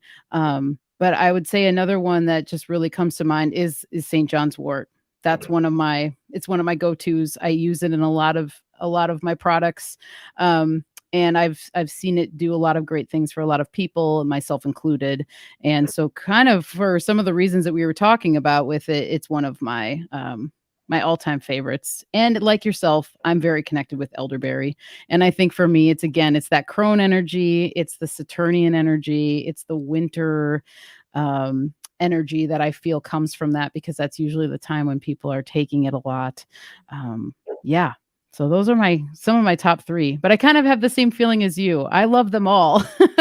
And I feel like there's so much to learn, and Yeah. I'm always just amazed at the vastness of healing plants that there are around us, and people like yourself who just like have been able to bring in this information, and you have such a beautiful way of delivering it. And I know I've said that to you before, but it's something that I really appreciate about you, and I know the plants appreciate it because you are a clear channel for them, and you're sharing this with the world, and it's really beautiful. And I'm just really grateful to have you in my life, and I'm grateful that you took some time with us tonight. And I know that you just are doing great things, and so is your wife, and I'm happy for you guys. And your son is just going to be showered with so many beautiful things that he's going to be able to carry on in his life. So I just really I look up to you, and I really respect you, and I'm just glad to have you. So thank you, Kyle. Thank you, Michelle. It's really you're a great inspiration to me too. I really appreciate you, and I'm looking forward to our next collaboration next month in the Capricorn over on the Vibrant channel. And keep up the great work with your podcast. It's awesome, and I'm tuning into everyone. So way to go. Yeah, thanks, man. I appreciate it. And with that, I will let you go. I've got some updates you don't have to stick around for, but I'll let you go and carry on with your evening. And thank you again, and we'll talk to you real soon. Cool. Ciao. All right, bye-bye.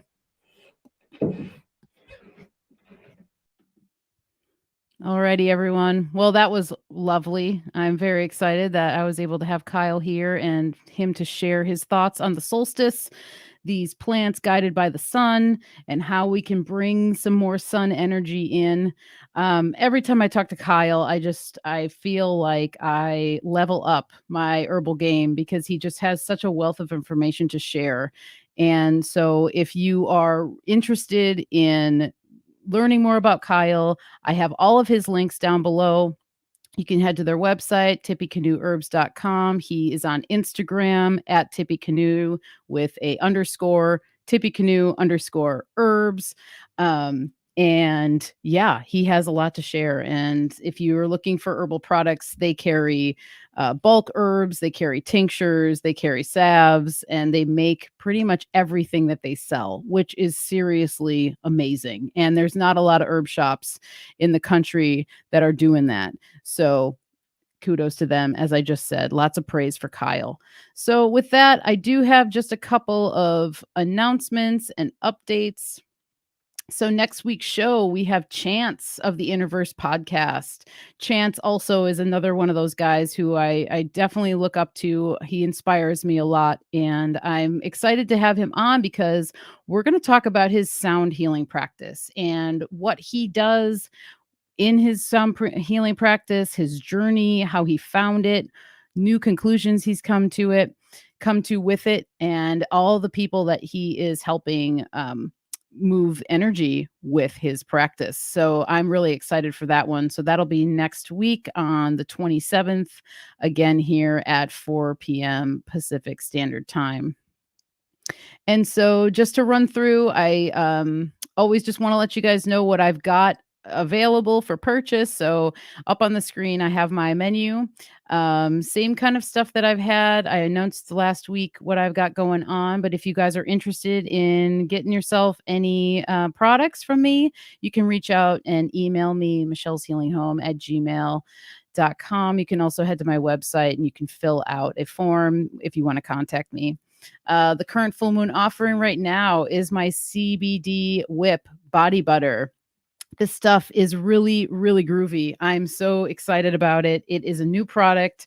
I was formulating a specific product for my friend who has her own massage therapy practice, and she asked me if I would make her a CBD whipped shea butter. And so with that, I was very inspired by what I created for her, and she even suggested, "Hey, why don't you just like create yourself a product based on this one?" So with her blessing, I kind of was able to create something that is separate from her product, but it's very similar in texture and effects. So this stuff is really great for like an everyday moisturizer, but the CBD that's in there is very nice and potent, and it works really well as a night cream, like all over your body if you're wanting to help yourself with some sore muscles or what have you. It's a great daily moisturizer. My man Mario, he uses it in his beard. It's making a great beard balm. And the combination of oils is there's some raw shea butter, CBD infused sunflower oil, along with jojoba oil, vitamin E oil, and it's just really nice and it's whipped up really good and it's got a really great texture to it. So that is the offering that I have, which will be steady until the next full moon, which is coming up here pretty quick. And if you want to find me on Instagram, you can do that at Michelle's Healing Home. And again, like I said, michelleshealinghome.com. You can reach out to me. You can text me if you have questions, you want to talk about products, or if you want to schedule a consultation. I also do that. And yeah, with all of that, I'm going to say good night to y'all and thank you very much. Thank you to everybody that was in the chat hanging out. Once I get way more comfortable with the flow of having guests, I might start to come into the chat a little bit more. But, I just appreciate you guys being around, sharing your thoughts, sharing facts that and just keeping up a conversation with each other. And again, thank you so much for being here. I love you lots, and I will see you guys next week. Take care and happy solstice and enjoy the holidays.